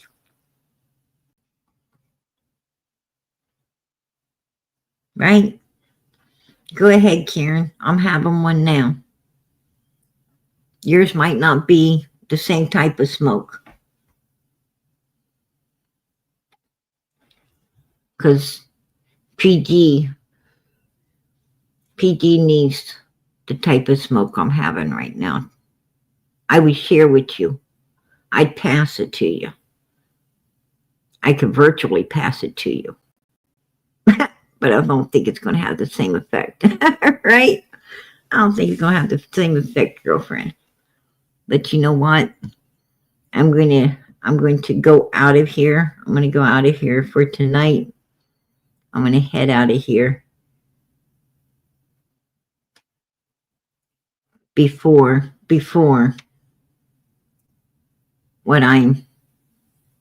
my type of smoke doesn't do me any good. Right? I don't want to get my kind, I don't want to on live the effects of my smoke right now. Right? Have to do something, keep you calm. But as we go out of here tonight, I want to ask that you pray for little Summer Moon Utah Wells. Send those prayers up to God. There is a God. He is above us. He is listening, and he loves you all. He loves each and every last one of us more than we'll ever know. God loves us. And he's listening through his son, Jesus Christ. The way to God is through his son, Jesus Christ. And through his son, he is listening to everything we say when we pray. We got to remember no's an answer too. And I'll tell you, if you get the answer no, it's only because God's got something even better for you. He's got something even better. So don't be dismayed. Don't be upset. Don't cry. Just look up and say, thank you, Lord, because I know something better's on its way. And it always is. Trust me.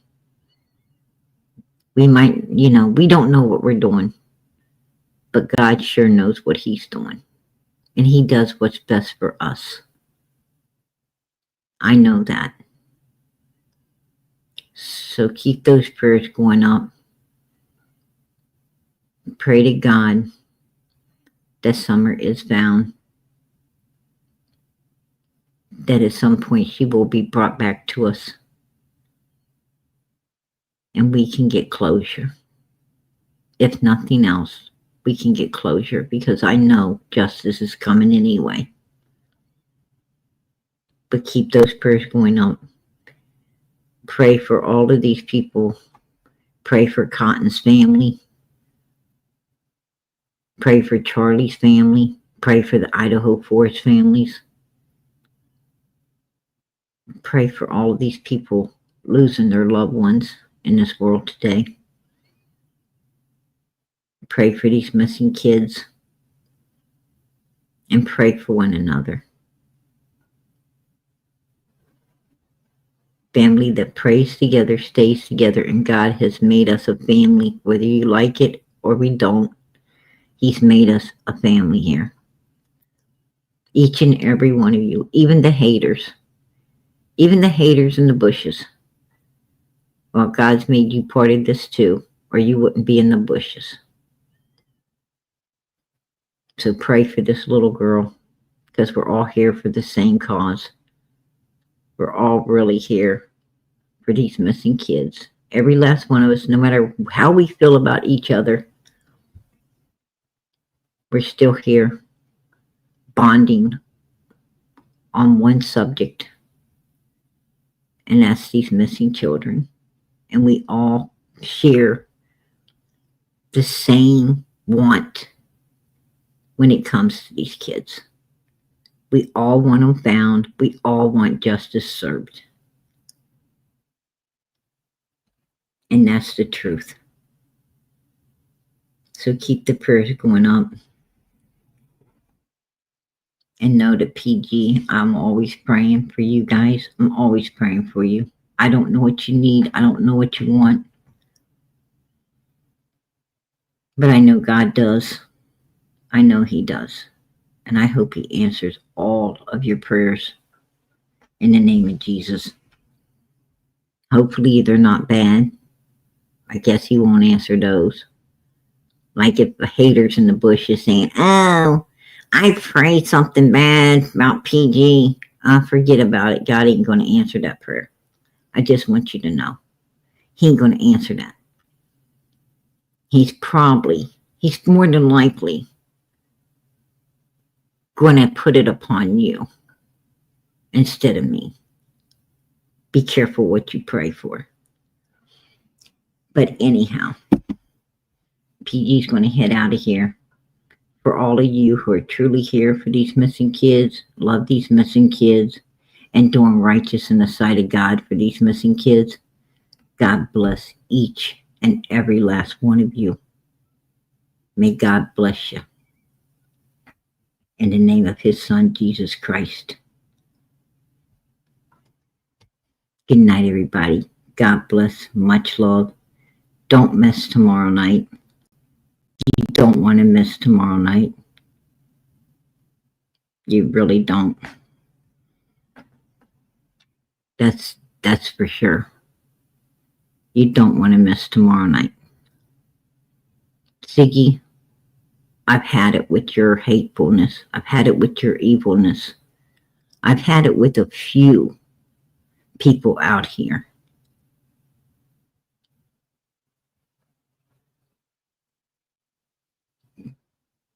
I really have. And we're going to discuss that come tomorrow night. We're going to discuss it. It's been a little too long. I've let you get away with a little too much. But it stops here. It stops here. Trust and believe that. All right, you guys. Good night. God bless. Much love. Throw them hearts up. Show these kids how much you love them as we go out of here tonight. It's been a long time since I've asked you to throw up these hearts as we go out of here tonight for these babies. Let's show the world how much we care, how much we love these children. Throw them hearts up. Keep them going. Keep them going till the song is over. Good night.